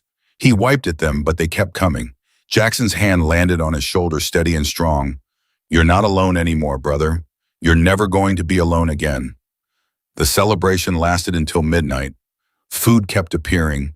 Music started playing. Someone had brought a guitar. The bikers sang old rock songs while townspeople joined in, awkward at first, but warming up as the night went on. Daniel sat in a corner booth, watching it all, still not quite believing it was real. Beth Kramer sat down across from him, holding 2 cups of coffee. Sarah would be so proud of you, she said. I don't know about that. She'd probably be mad I let things get this bad. No, she'd understand. Grief makes us do strange things, makes us forget how to live. Beth sipped her coffee. Did I ever tell you about when my husband died? Daniel shook his head. I was 39. He had a heart attack, dead before he hit the ground. And for a year after, I couldn't function. Couldn't work, couldn't clean the house, couldn't do anything but exist. My sister had to move in to take care of the kids. Everyone kept telling me to move on, to get over it, to be strong. But I wasn't strong. I was broken. What changed? Sarah did. She showed up at my door one day with a casserole and wouldn't leave until I ate some. Then she came back the next day. And the next. Every day, for 3 months, she showed up. Sometimes with food, sometimes just to sit with me. She never told me to get over it. Never told me to be strong. She just sat with me in the darkness until I was ready to see light again. Beth's eyes were bright with unshed tears. That's who Sarah was. She saw people in their darkness and sat with them. And that's what you did last night, Daniel. You saw Scarlett in her darkness and you sat with her. You're your wife's husband. You're still the man she married. I feel like I failed her. You didn't fail anyone. You survived. That's enough. That's more than enough. Across the room, Jackson was deep in conversation with the mayor. The mayor looked uncomfortable, gesturing emphatically. Jackson's expression was impassive, arms crossed. That doesn't look good, Daniel said. Beth followed his gaze. Mayor Hutchins is probably trying to figure out how to spin this for political points. He's up for re-election next year. Will he succeed? Depends on Jackson. Bikers don't usually care about small-town politics, but something tells me Jackson's not usual. As if summoned by his name, Jackson broke away from the mayor and approached their booth. His face was carefully neutral. Daniel, we need to talk. Outside. They stepped into the cold. The street was still lined with motorcycles, but most of the bikers had gone inside various buildings to warm up. A few stood guard watching the perimeter. The temperature had dropped to single digits. The mayor wants to throw you a parade, Jackson said. What? A parade. Honor you as a hero. Give you a key to the city. The whole dog and pony show. Jackson's voice was flat. He thinks it'll make the town look good. Show they support veterans. That's ridiculous. That's politics. Jackson lit a cigarette, offered one to Daniel. Daniel shook his head. He also wants to name a street after you. Mercer Avenue, right through the center of town. I don't want a street. I told him that. He didn't listen. He's already talking to the town council about it. Jackson took a long drag. Thing is, Daniel, you have got leverage now. The whole country's watching. Whatever you say, people will listen. Whatever you ask for, they'll probably give you. So what do you want to? Daniel thought about it. Thought about the warehouse where he'd slept for 8 months. Thought about the other homeless people he'd seen during his time on the streets. Thought about Sarah and what she would want. I want the town to build a shelter. A real one, not 2 beds in a church basement. A real facility with beds for 50 people. Medical services, mental health counseling, job training. I want them to hire people who actually care about helping, not just warehousing bodies. And I want it funded properly. Not dependent on donations or charity, but built into the town budget as a permanent line item. Jackson smiled. That's going to cost them millions. Good. They can afford it. I've seen the town budget. They spent $3 million on a new town hall 2 years ago. They can spend that on keeping people alive. They're not going to want to do it. Then I'll tell every news outlet that asks that Black Hollow talks a good game about supporting veterans, but won't actually on the services that would help them. Let's see how that plays in an election year. Jackson's smile widened. You're learning. I like it. He pulled out his phone. I'll tell the mayor. He's not going to be happy. I don't care if he's happy. I care if he does the right thing. Fair enough. They went back inside. The party was winding down, bikers starting to head to motels on the outskirts of town. Jackson had rented out every available room within 20 miles. The ones who couldn't get rooms would sleep on church floors in their sleeping bags wherever they could find space. Mama Bear approached with a worried expression. Boss, we got a situation developing. Someone leaked Daniel's location online. There's a crowd forming outside. Mix of supporters and press. Maybe 200 people. Growing fast. Jackson cursed. How long? They're already here. Started gathering about 20 minutes ago. Through the window, Daniel could see them. Cameras, phone lights, people holding signs. Some of the signs said hero. Others said, thank you, Daniel. One said, homeless lives matter. I need to go out there, Daniel said. Bad idea. Jackson replied immediately. You're not ready for that. The press will eat you alive. They're already here. Ignoring them just makes it worse. Daniel stood up, straightened his borrowed shirt. Besides, if I'm going to use this attention to help people, I need to face it, not hide from it. Scarlett materialized at his elbow. Then we're going with you, safety in numbers. I can't ask you to. You're not asking, we're telling. She linked her arm through his. Come on, let's show them who Daniel Mercer really is. They walked outside together. The moment Daniel appeared, the crowd surged forward. Cameras flashed. People shouted questions. Jackson's bikers formed a protective barrier, keeping everyone at a safe distance. Mr. Mercer, Channel 4 News. How does it feel to be a national hero? I'm not a hero, Daniel said. His voice was quiet, but somehow carried. I'm just a man who did what anyone should do. The real heroes are the people working every day in shelters, food banks, veteran services. The people who don't make the news because helping others is just what they do. What do you want people to know about homelessness? Daniel looked at the camera, thought about his answer. I want people to know that we're human, that we have stories, that we didn't choose this. Most of us worked our whole lives, paid our taxes, did everything we were supposed to do. And then something happened. Medical bills, job loss, mental illness, addiction, and we fell. And instead of catching us, society kicked us while we were down. What needs to change? Everything. Daniel's voice grew stronger. We need affordable housing. We need universal health care so people don't lose everything because they got sick. We need mental health services that are actually accessible. We need job programs that give people real skills and real opportunities. And most of all, we need to stop pretending homeless people are invisible. We need to see them, really see them, because once you see someone, you can't ignore their suffering. What's next for you? I don't know. A month ago, I was sleeping in a warehouse wondering if I'd survive the winter. Today, I've got people offering me houses and jobs and money. It's overwhelming, but I know one thing: I'm going to use whatever comes from this to help other people who are where I was. Because nobody should have to live like I lived. Nobody should have to die like I almost died. The questions kept coming, but Jackson stepped in. That's enough for tonight. Daniel needs rest, medical attention. You'll get more opportunities to talk to him, but not now. They retreated back inside the diner. Daniel was shaking again, but this time it wasn't from cold or fear. It was adrenaline. You did good, Scarlett said. Really good. You just told 50 million people what they needed to hear. 50 million? That's how many people are watching this Brotherhood story right now. It's the top trend on every platform. You're bigger than the Super Bowl. The weight of it hit Daniel all at once. 50 million people watching him, listening to him, expecting him to be something he wasn't sure he could be. I think I need to sit down. Rico was there immediately, checking his pulse. You're tachycardic, heart rate's 140. You need to rest. For real this time. Pastor Mike jangled the keys to the rectory. Come on, let's get you home. Home. The word felt foreign. Daniel hadn't had a home in 6 years. Hadn't let himself think of any place as home because home implied permanence, implied safety, implied things he couldn't afford to hope for. But he took the keys anyway. The rectory was small, just like Pastor Mike had said. One room with a bed, a bathroom smaller than some closets, a kitchenette with a hot plate and a mini fridge. But it had heat, real heat coming from actual radiators. And the bed had clean sheets and a thick comforter. Daniel stood in the doorway, unable to move. It's not much, Pastor Mike said apologetically. It's perfect, Daniel whispered. It's absolutely perfect. Scarlett and Jackson had followed them.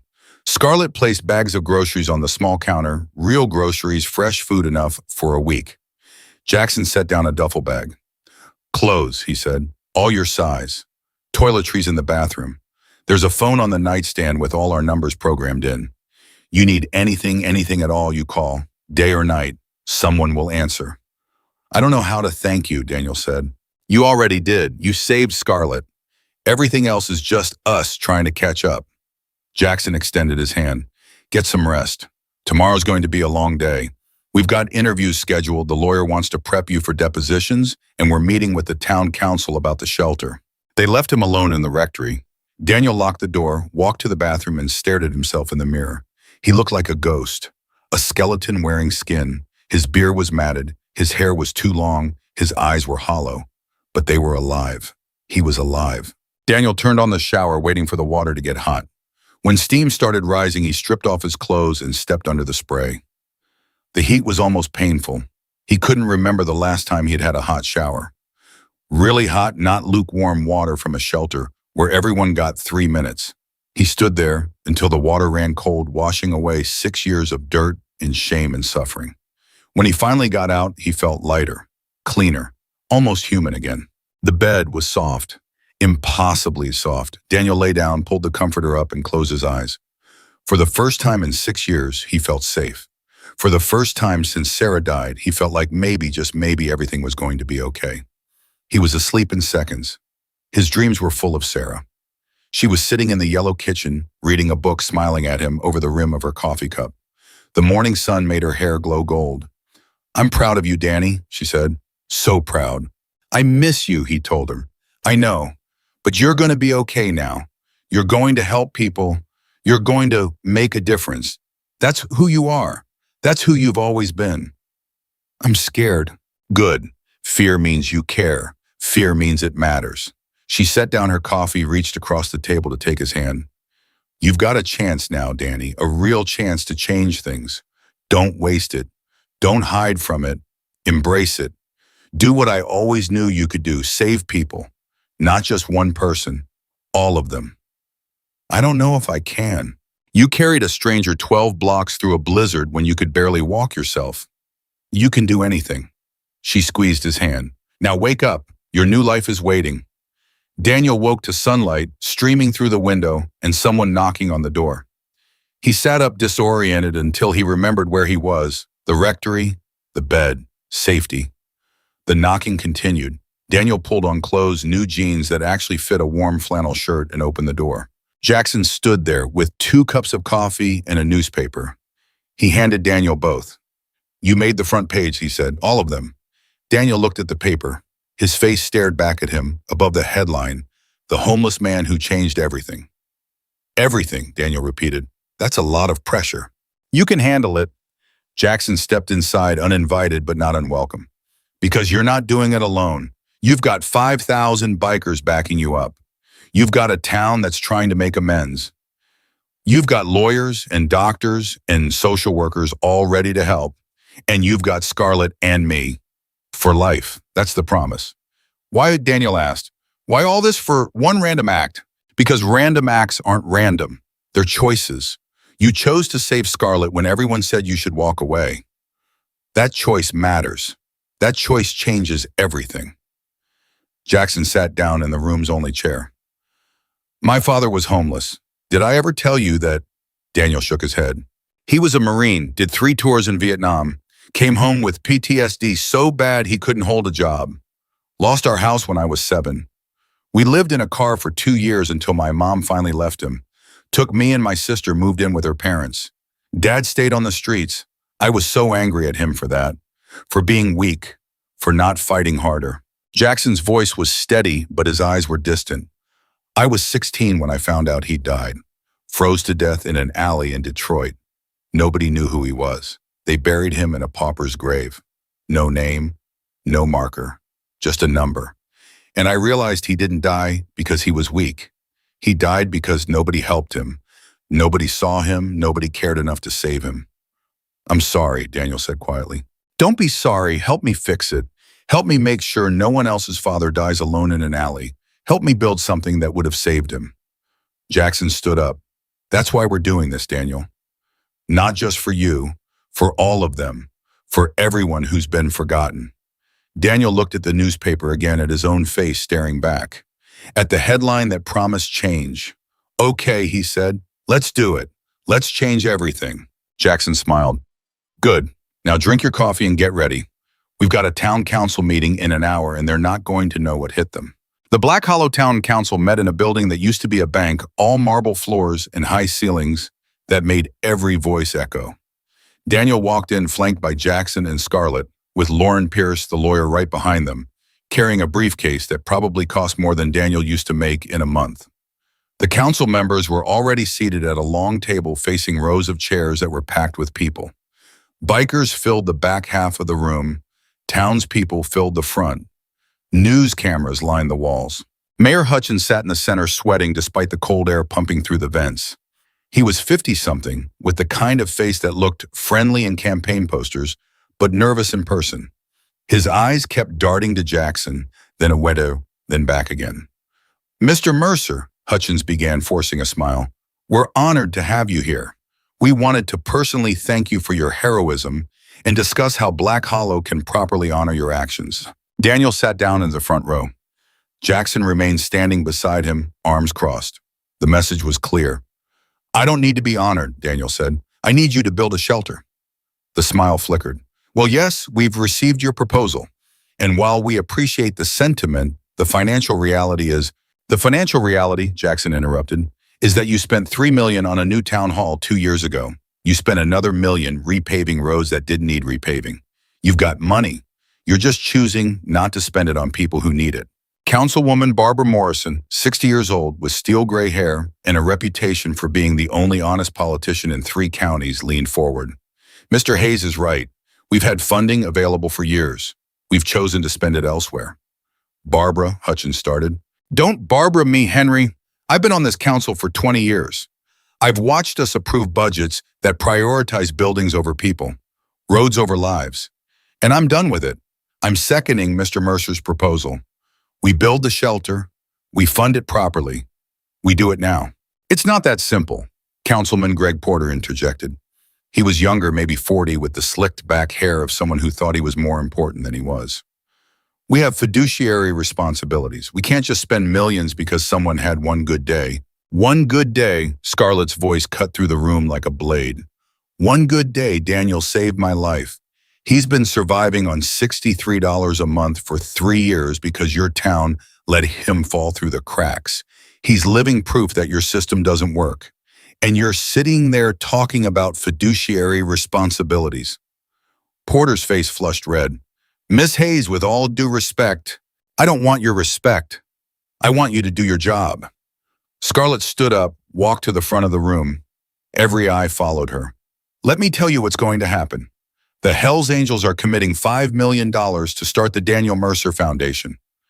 That foundation is going to help homeless veterans across the country, but our first project is right here in Black Hollow. We're going to build that shelter Daniel asked for, with or without your help. You can't just build a shelter without permits, without approval. Watch us. Jackson's voice was cold. We'll buy land outside city limits if we have to. Build it there. And when we do, we'll make sure every news outlet in America knows that Black Hollow refused to help its own homeless population, that you had a chance to do the right thing and chose politics instead. The room erupted. Townspeople started shouting support. Bikers started chanting, build the shelter. News cameras swung around, capturing everything. Hutchins banged a gavel, but nobody was listening. Barbara Morrison stood up, raising her voice above the chaos. I call for an emergency vote right now. Do we approve funding for a 50-bed homeless shelter with medical and mental health services? Or do we reject it and let these good people build it without us?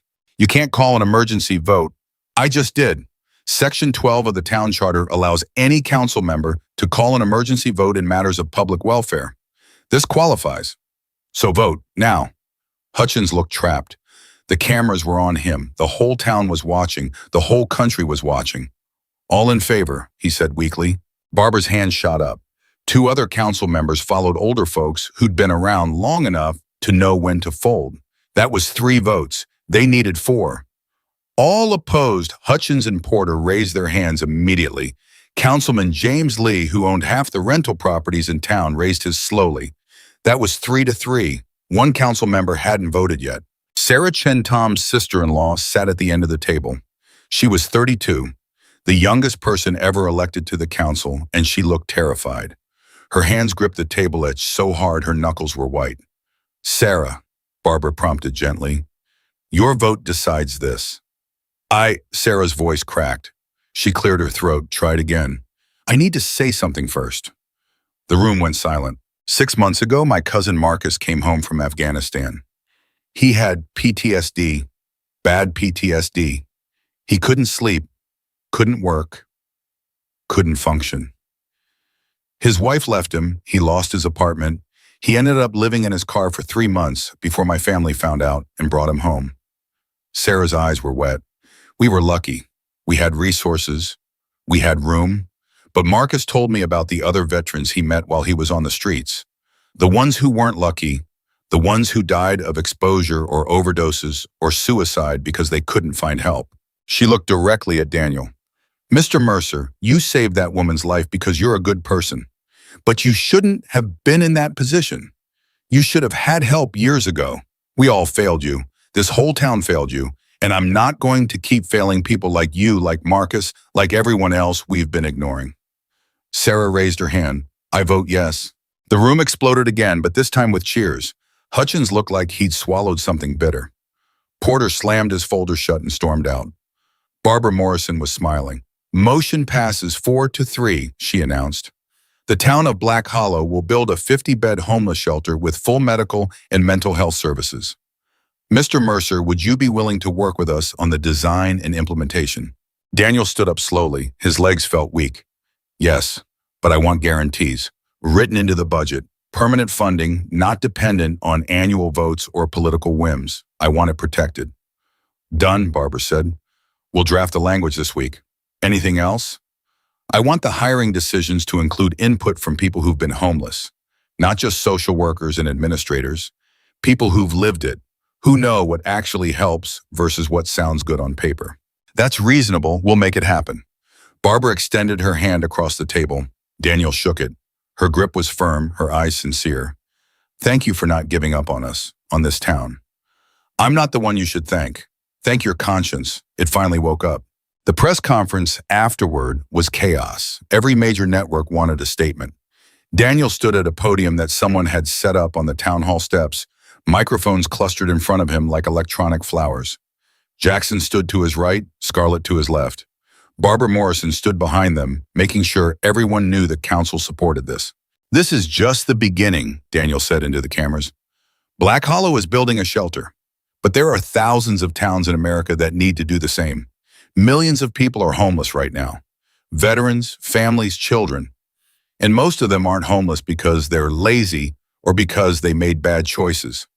They're homeless because our systems failed them.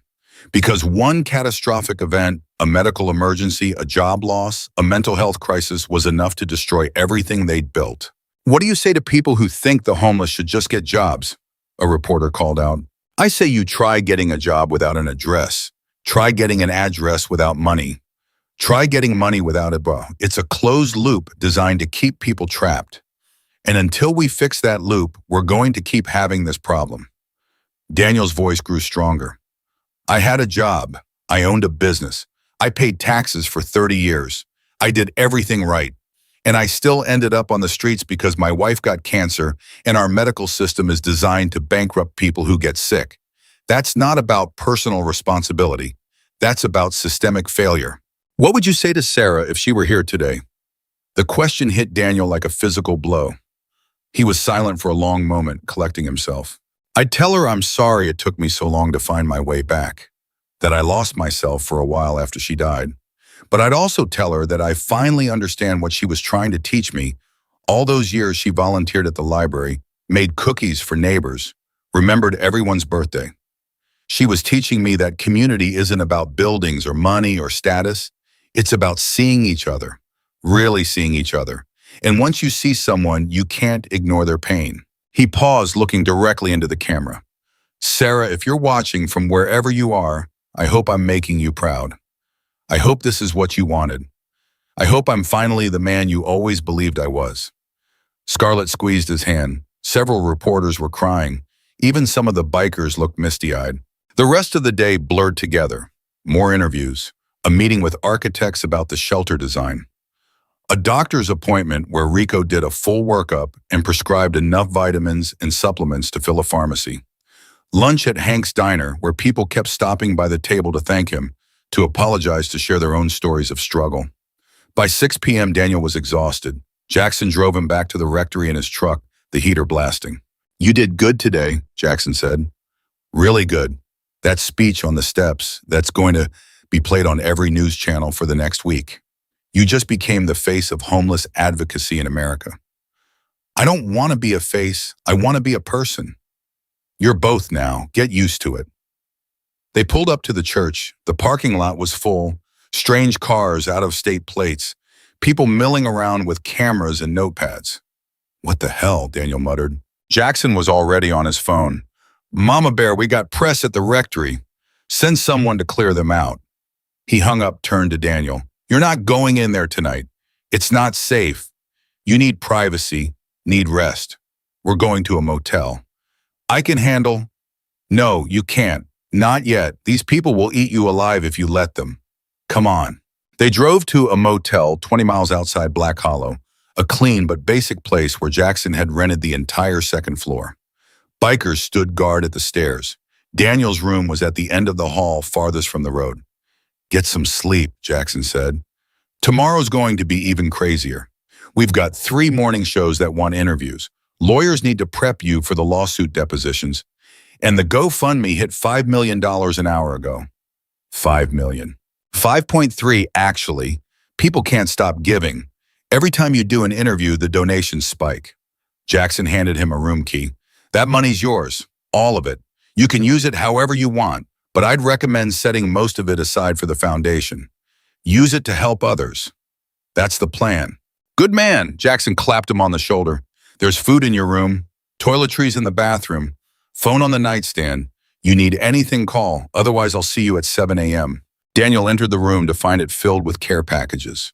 Clothes, shoes, books, letters from strangers thanking him for his bravery. A new laptop sat on the desk with a note. For when you're ready to tell your story, from Sarah's book club. Daniel's throat tightened. Sarah's book club.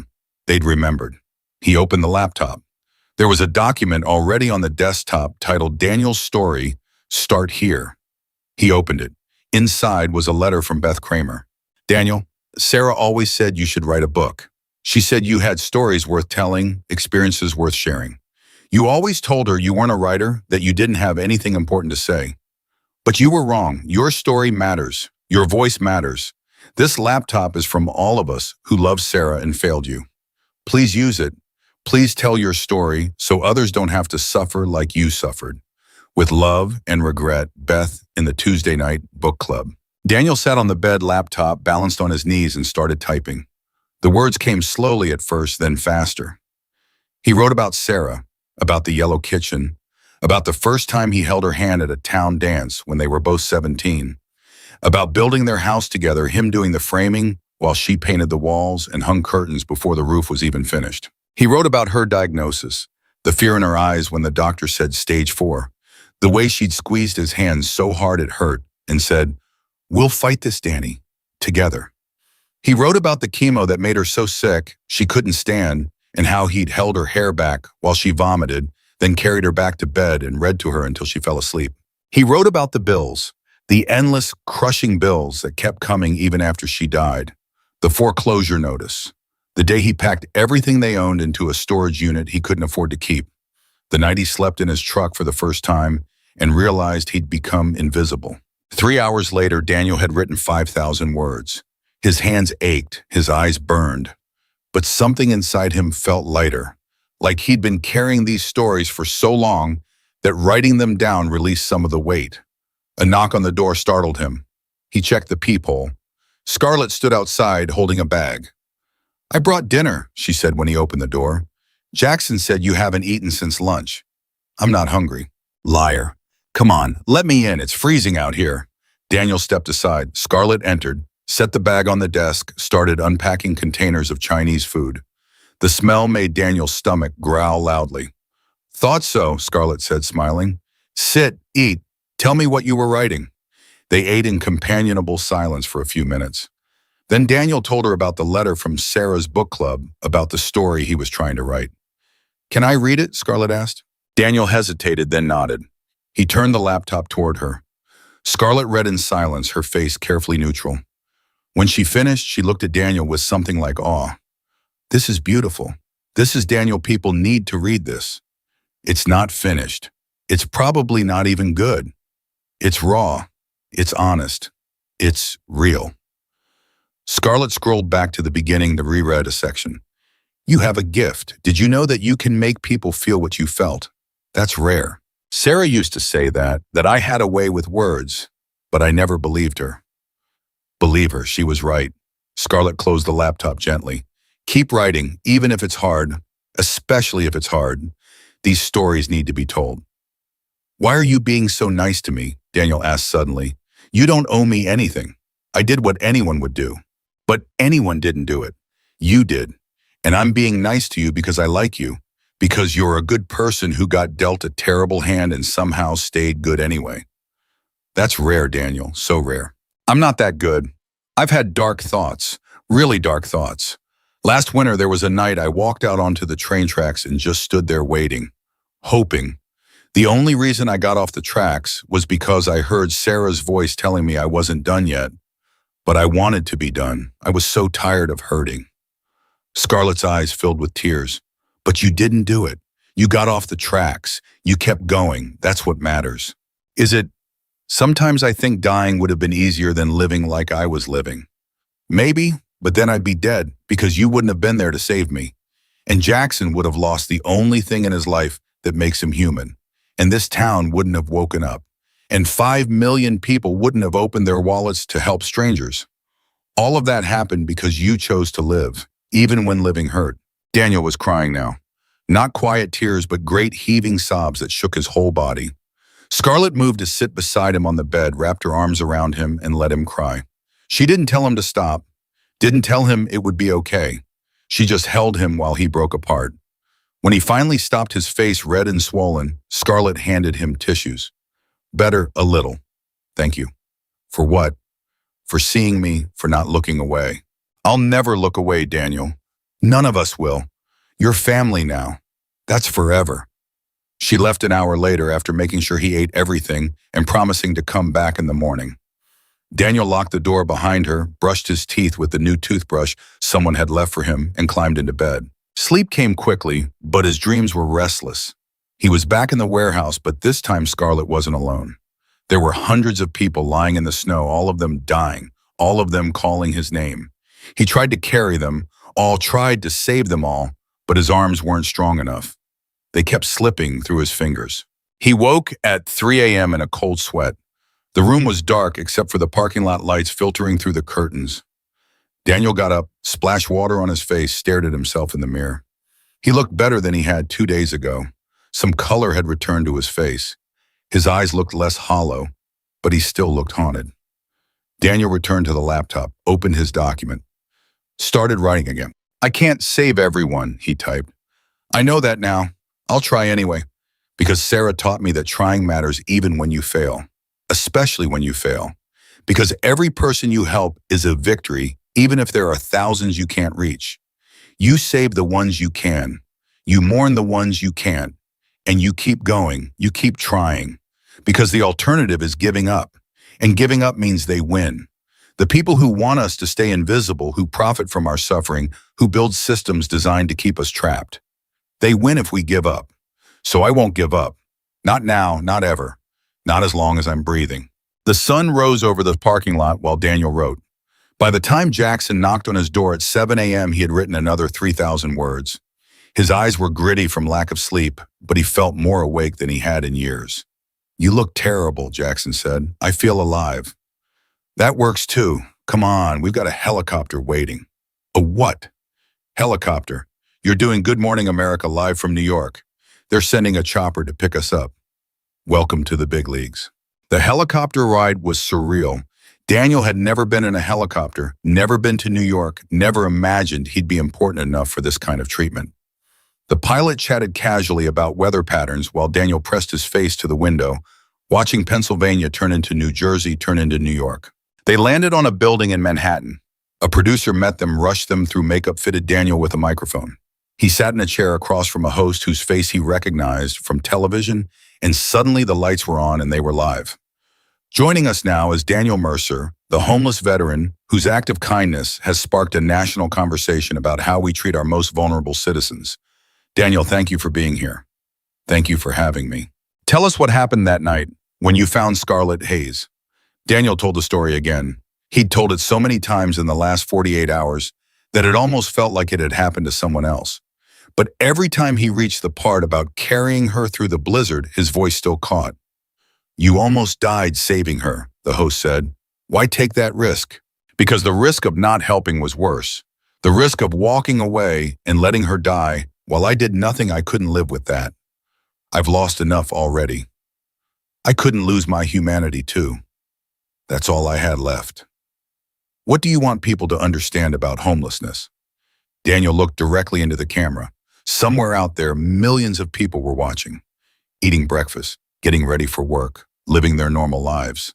I want people to understand that homeless people are people. We're not statistics. We're not problems to be solved.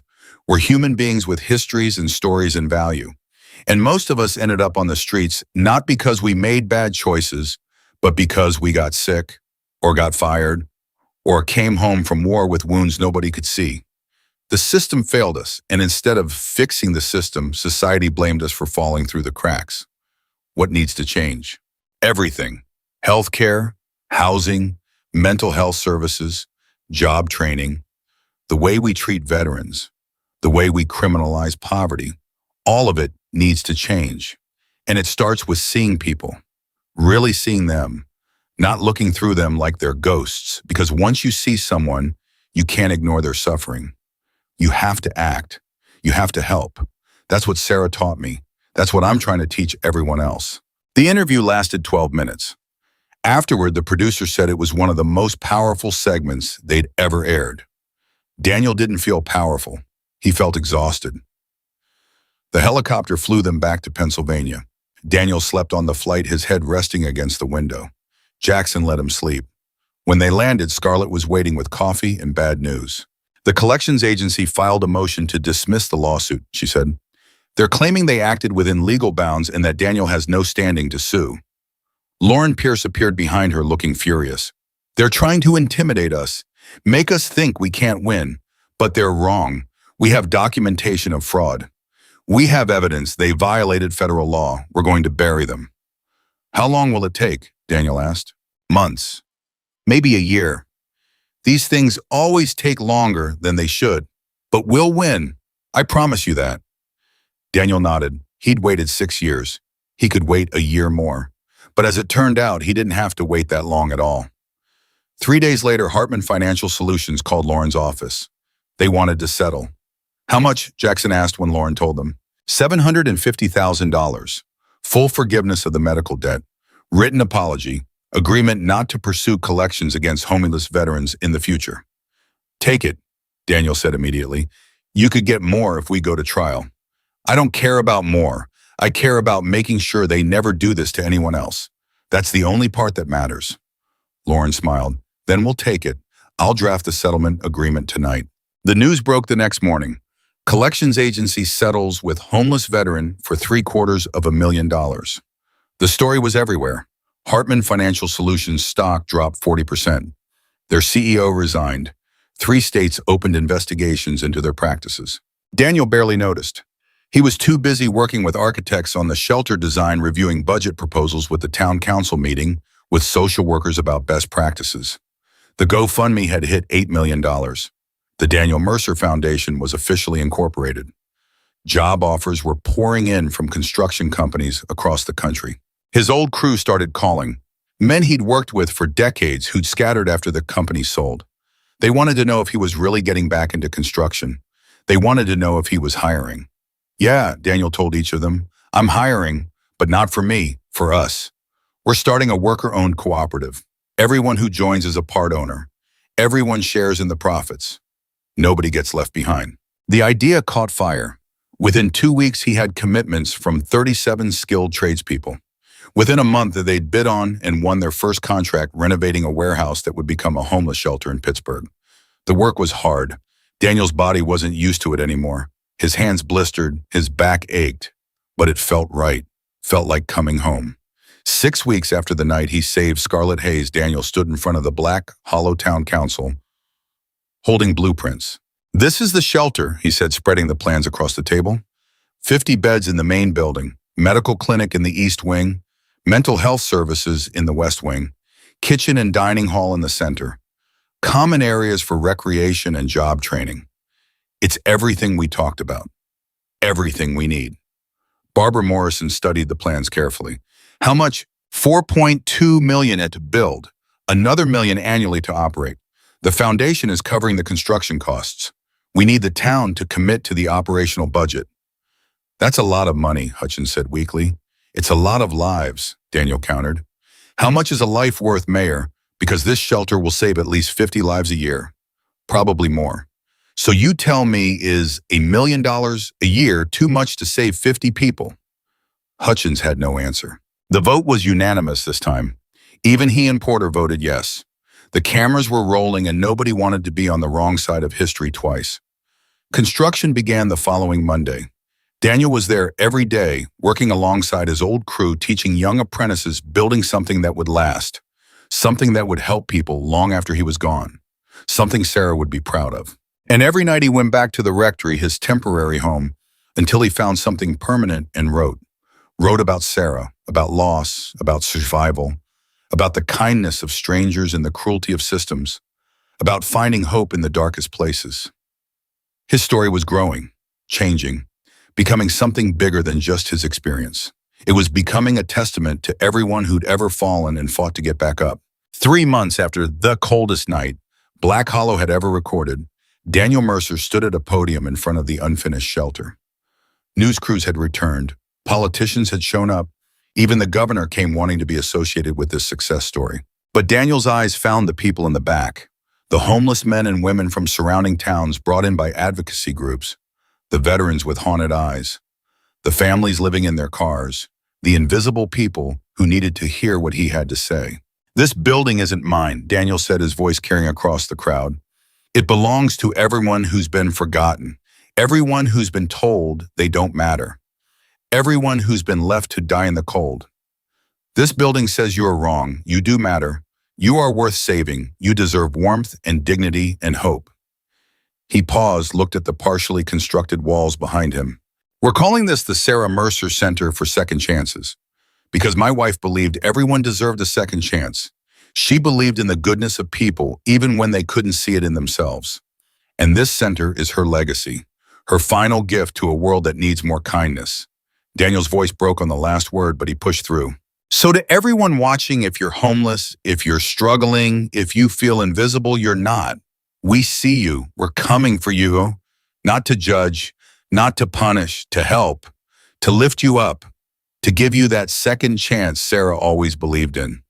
The crowd erupted in applause. Daniel stepped away from the podium, walked to where Jackson and Scarlett stood waiting. "She'd be proud," Scarlett said, hugging him tight. "I hope so," Daniel whispered. "God, I hope so." The Sarah Mercer Center opened on a Tuesday morning in late spring, exactly 8 months after Daniel had carried a dying woman through a blizzard. The irony wasn't lost on anyone. 8 months he'd lived in that warehouse. 8 months it took to build something that would prevent others from suffering the same way. Daniel stood inside the main entrance watching the first residents arrive. An older veteran named Marcus Chen, Sarah Chen's cousin, the one she'd mentioned at the council meeting, that was first through the door.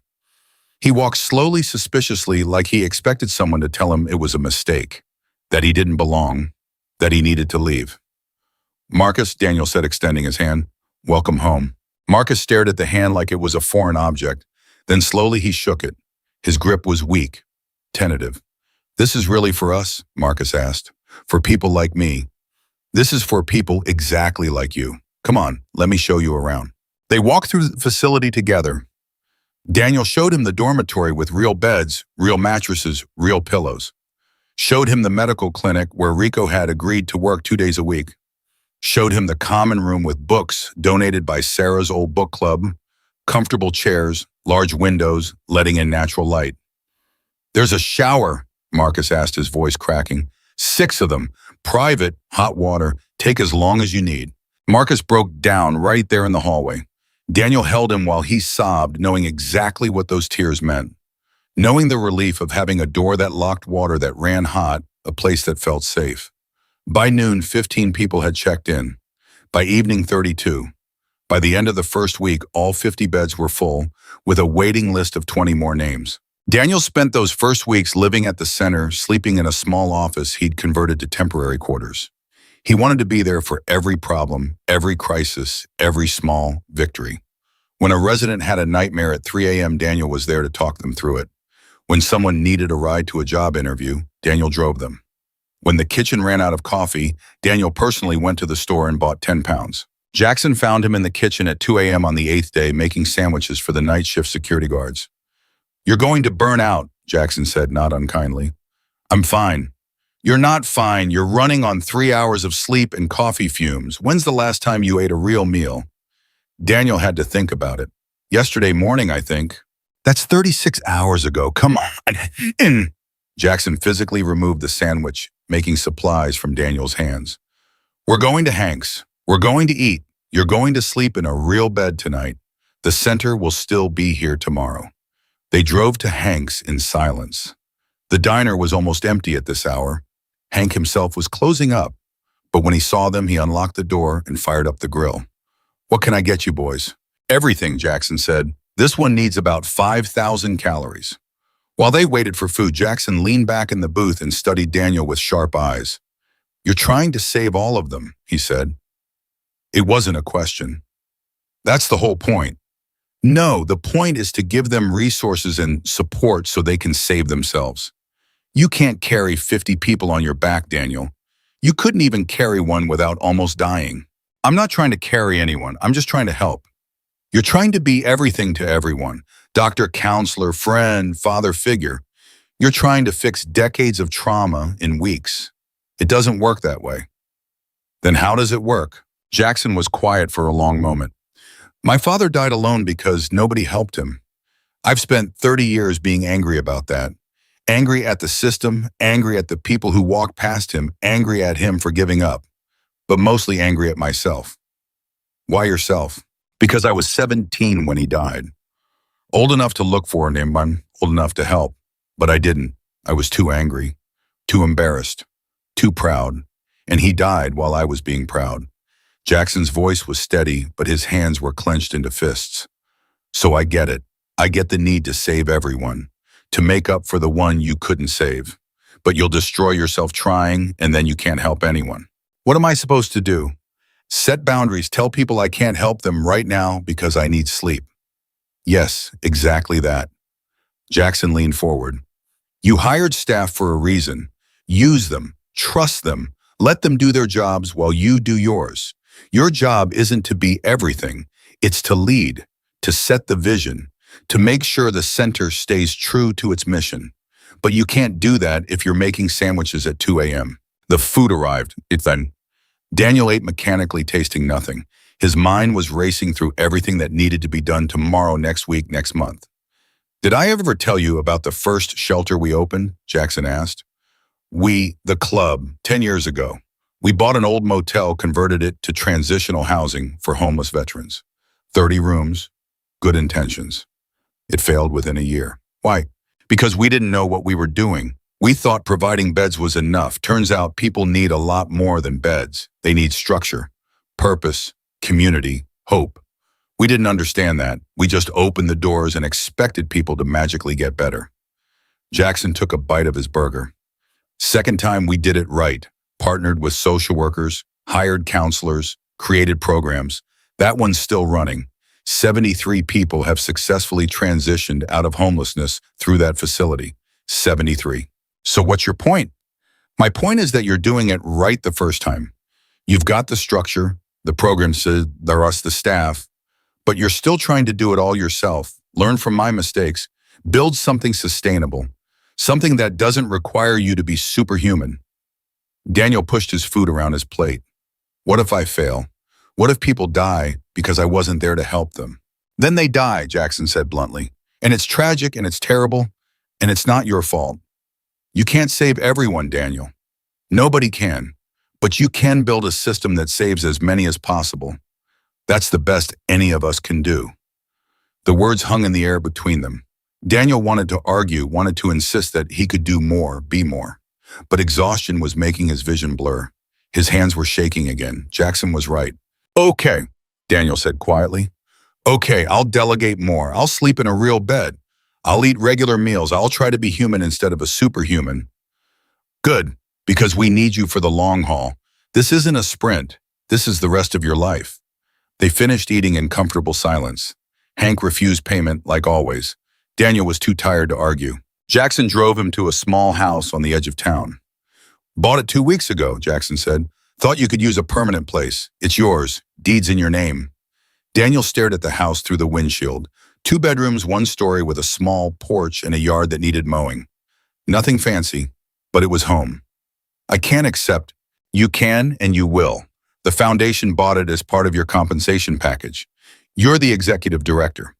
Directors get housing. End of discussion." They sat in the truck engine idling. "Jackson, why are you doing all this?" "Really? I told you, you saved Scarlett." "But it's more than that. You've spent months on this, millions of dollars. Your time, your energy, your reputation." "Why?" Jackson turned off the engine. The sudden silence was loud. "When my father died, I made myself a promise. I promised that if I ever had power, if I ever had resources, I'd use them to make sure nobody else's father died alone in an alley. For 30 years, I kept that promise. We've helped hundreds of people, built shelters, funded programs, changed lives. But it was all behind the scenes. Anonymous donations, quiet support. We never wanted attention. So what changed? You changed. You showed me what's possible when people pay attention, when the story matters as much as the action. Your interview went viral. Millions of people donated to the GoFundMe. Thousands of veterans reached out for help. You did in 1 week what we couldn't do in 30 years. Not because you're better or smarter, but because you put a face on the problem. Made it real. Made it personal. Jackson met Daniel's eyes. My father's name was Robert Hayes. He was a Marine, a father, a human being, and he died like trash in an alley. I'm doing this so every Robert Hayes out there knows someone gives a damn. That's why. Daniel felt tears burning his eyes. Thank you for everything. Thank me by taking care of yourself, by building something that lasts, by making sure your Sarah's name means something. Jackson handed him keys to the house. Now get some sleep. Tomorrow we're meeting with the governor. He wants to fund 10 more centers across the state.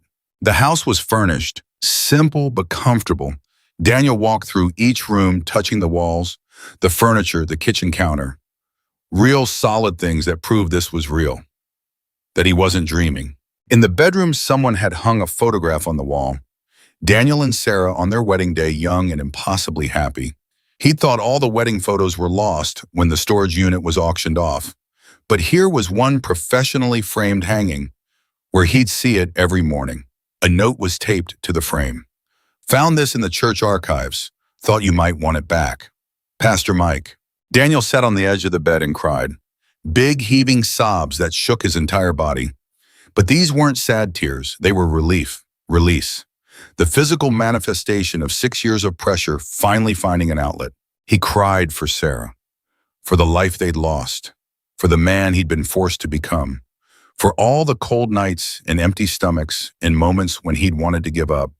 But he also cried for the new life emerging from the ashes, for the center bearing Sarah's name, for Marcus Chen sleeping in a real bed tonight, for every person who would walk through those doors and find hope. When he finally stopped crying, Daniel lay back on the bed, his bed in his house, and fell asleep in under a minute. He woke to his phone ringing. Sunlight streamed through the window. The clock said 10:47 a.m. He'd slept for 9 hours. 9 uninterrupted hours in a real bed. He felt almost human. Hello. Daniel, it's Lauren. We need to talk. Hartman Financial Solutions is filing for bankruptcy. They're trying to void the settlement. Sleep vanished instantly. They can't do that. They can try, but we're fighting it. I've already filed motions. The settlement is legally binding. They signed it. They paid you. They can't take it back just because they're going bankrupt. Lauren's voice was fierce. This is a desperate move. They're hoping we'll back down. We're not backing down. What do you need from me? Nothing right now. I just wanted you to know. Don't worry about this. I've handled bigger sharks than Hartman. They're going to lose. The call ended. Daniel sat on the edge of his bed processing. Then his phone rang again. This time it was Scarlett. Have you seen the news? What news? Turn on CNN right now. Daniel found a television in the living room, turned it on. CNN was running a special report, Homeless Hero Sparks National Movement. The screen showed footage of Daniel's interviews, the center's construction, dozens of other towns announcing plans to build similar facilities. Seattle's building 3 centers, Portland 2, Chicago 5. Los Angeles is committing $50 million to homeless services. All because of you. Scarlett's voice was awed. Daniel, you've started a movement. This is bigger than Black Hollow now. This is national. That's not because of me. That's because people wanted an excuse to care. I just gave them one. Don't minimize this. You changed the conversation. Before you, homeless people were invisible. Now they're front page news. Politicians are falling over themselves to fund services because they know voters are paying attention. You did that. There was a knock at the door. Daniel answered it to find a young woman he didn't recognize holding a clipboard. Mr. Mercer, I'm Amanda Torres from the Department of Veterans Affairs. Can I come in? They sat at Daniel's kitchen table. Amanda pulled out papers, arranged them carefully. We've been reviewing your case. and the cases of thousands of other veterans who've been similarly affected by predatory debt collection. The secretary himself has taken an interest. She slid a document across the table. We're implementing new protections. Veterans' benefits can no longer be garnished for medical debt, period. And we're establishing an emergency fund to help veterans facing homelessness. 50 million to start. 50 million. It's not enough, but it's a start, and it's happening because of you. Because you told your story. Because you made it impossible to ignore. Amanda smiled. You're invited to Washington next month for the signing ceremony. The president wants to meet you. After she left, Daniel sat in stunned silence. The president, him, the homeless man from Black Hollow who'd eaten from dumpsters 8 months ago. His phone rang again. Jackson, stop answering your phone. The whole world's trying to call you.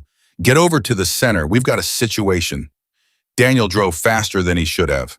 His mind raced through possibilities. Fire, injury, another crisis he'd have to solve. He arrived to find the parking lot packed with news vans, cameras everywhere, and standing at the center entrance surrounded by reporters was a man Daniel hadn't seen in 18 years, his brother David. They'd had a falling out after Sarah's funeral. David had said Daniel was being selfish, wallowing in grief, refusing help. Daniel had said David didn't understand, hadn't lost the love of his life, didn't get to judge. They hadn't spoken since. Now David stood there, older, grayer, looking smaller than Daniel remembered. Danny, David said when Daniel approached. I saw you on the news. I had to come. Had to see if it was really you. It's me. I'm sorry for the things I said, for not being there when you needed me, for letting you disappear. David's voice cracked. I thought you'd left town. If I'd known you were living like that, I would have... You would have what? Taken me in, given me money, solved all my problems. Daniel heard the bitterness in his own voice and tried to soften it. I'm not angry anymore, David. I was. For years I was. But anger takes energy I don't have. So I'm just tired, and I'm trying to move forward. Can I help? Can I be part of this? Daniel studied his brother, saw the genuine regret, saw the desperate need to fix what was broken between them. The center needs volunteers, people to help residents with job applications, life skills, basic stuff. You could do that. I'll do anything. I'll show up every day if that's what it takes. Okay, come back tomorrow, 9 a.m. We'll put you to work. David left, and Daniel felt something loosen in his chest. Not forgiveness exactly, but maybe the beginning of it. The weeks blurred together. More centers opened across the country. The Daniel Mercer Foundation expanded hiring staff, establishing chapters in 6 states. Daniel did interviews, gave speeches, testified before Congress about the need for systemic change. But his favorite times were the quiet moments at the center, sitting with residents during dinner, listening to their stories, watching them slowly come back to life. Marcus Chen got a job at a warehouse, cried when he told Daniel about it, said it was the first real paycheck he'd had in 3 years. A woman named Linda, who'd been homeless for 7 years after escaping an abusive marriage, moved into her own apartment, invited Daniel to dinner to celebrate. She served spaghetti and garlic bread and cried through the entire meal because she couldn't believe she had a kitchen again. A young veteran named Tyler, 24 years old with burns covering half his body from an IED in Afghanistan, started volunteering at the center after successfully transitioning out. Said he wanted to help others the way he'd been helped. Became one of the most effective counselors on staff because he understood what rock bottom looked like. 6 months after opening the Sarah Mercer Center, had helped 37 people transition into permanent housing. 37 lives changed. 37 people who were no longer invisible. Daniel's book was published in early winter. No Longer Invisible: One Man's Journey from Despair to Hope. It hit the bestseller list immediately. Daniel donated all proceeds to the foundation. The reviews were overwhelming. People said essential reading and a wake-up call for America and the most important book of the decade. But Daniel's favorite review came from Beth Kramer, who wrote in the local paper, Sarah always knew Danny had stories to tell. She'd be proud that he finally told them. On the 1-year anniversary of the night he saved Scarlett Hayes, Daniel stood in front of the center at a ceremony honoring everyone who'd made it possible. The governor was there, the mayor, news crews, Hundreds of people who donated time or money or both. But Daniel's speech wasn't for them. It was for the residents standing in the back, wearing donated clothes, carrying donated backpacks, rebuilding their donated lives. A year ago tonight, I was the most alone I'd ever been, Daniel said. I had nothing. I was nothing. At least that's what I'd convinced myself. But then I found a woman dying in the snow, and I made a choice. I chose to help. I chose to care. I chose to be human, even when the world had spent 6 years telling me I wasn't worth being human. He paused, looking at each resident individually. That choice changed my life, but not in the way you might think. It didn't give me back my house or my job or my old life. It gave me something better. It gave me purpose. It showed me that even when you have nothing, you still have the power to help someone else. That power doesn't require money or status or success. It just requires being willing to see someone else's pain and doing something about it. Daniel gestured to the building behind him. This center exists because one person chose to help, but it thrives because thousands chose to help it after that. Every person who donated, every volunteer who gave their time, every resident who chose to accept help and then turned around and helped someone else. That's how we change things. Not through grand gestures or heroic moments, through consistent daily choices to see each other, to help each other, to refuse to let anyone be invisible ever again. His voice grew stronger, carrying across the crowd. We named this place after my wife, Sarah, because she understood something most people never learn. She understood that kindness isn't weakness, that helping others doesn't diminish you, it enlarges you, that every single person has value and deserves dignity and respect, no matter their circumstances. Daniel looked up at the sky, remembering Sarah's smile, her yellow kitchen, the life they'd built together. Sarah, if you're listening, we did it. We built something that matters, something that will outlast me, something that carries your name and your values into a future I won't see, but I can help shape. I hope I've made you proud. I hope I've honored your memory. I hope I've become the man you always believed I was. He lowered his gaze back to the crowd, to Jackson and Scarlett standing in front and both with tears streaming down their faces, to David, his brother who'd shown up every day for 6 months and slowly rebuilt their relationship, to Pastor Mike and Hank and Beth and all the people of Black Hollow who'd woken up and chosen to be better. This is just the beginning, Daniel said. There are still millions of people out there living invisible lives, suffering alone, dying in the cold. We can't save all of them, but we can save some. And those we save can save others. And slowly, person by person, life by life, we can change the world. The crowd erupted in applause. But Daniel was already walking toward the residents, shaking hands, hearing their stories, reminding them they mattered. Because that was the real work, not the speeches or the interviews or the ceremonies. The real work was looking someone in the eye and saying, I see you, you matter, you're not invisible anymore. That night, Daniel returned to his small house and sat in his kitchen thinking about everything that had changed in 1 year. He'd gone from homeless to housed, from invisible to famous, from dying to living. But the core of who he was remained the same. He was still Daniel Mercer, Sarah's husband, a construction worker, a man who believed people deserved kindness. His phone buzzed, a text from an unknown number. Mr. Mercer, you don't know me, but I'm a homeless veteran in Detroit. I saw your story. I've been living in my car for 2 years. Tonight I called the VA hotline you mentioned in your interview. They're getting me into housing next week. I just wanted to say thank you. You saved my life without even knowing my name. Daniel read the message 3 times. Then he saved it, added it to the folder on his computer where he kept every message like it. There were thousands now, each one a life touched, each one proof that telling his story mattered.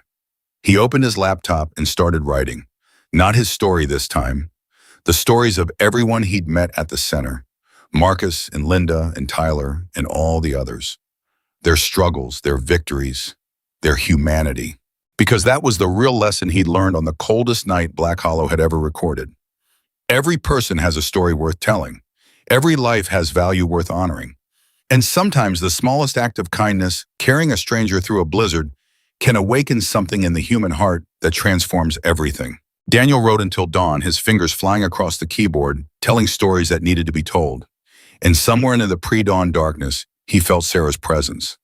Not literally, but in the way you feel someone's love even after they're gone. In the way their values live on through your actions. In the way a yellow kitchen can warm your memories years after the house is sold. "I'm doing it, Sarah," he whispered to the empty room. "I'm making sure nobody gets forgotten. Nobody dies alone in the cold.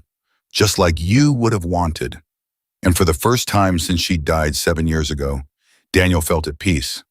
Not because his grief was gone, it would never be gone, but because he'd found a way to transform that grief into something beautiful, into shelter and warmth and hope for people who'd lost their own. He'd learned that sometimes you have to lose everything to find out what really matters. That rock bottom can be a foundation if you're brave enough to build on it. That one act of kindness can ripple out in ways you'll never fully see or understand. Most importantly, he'd learned that being homeless didn't make him invisible. It just meant the world had stopped looking. But once people started seeing him again, once they heard his story and recognized their own humanity reflected in his struggle, everything changed. Because nobody deserves to die alone in the cold. And sometimes the people with nothing are the ones who teach us what it means to have everything.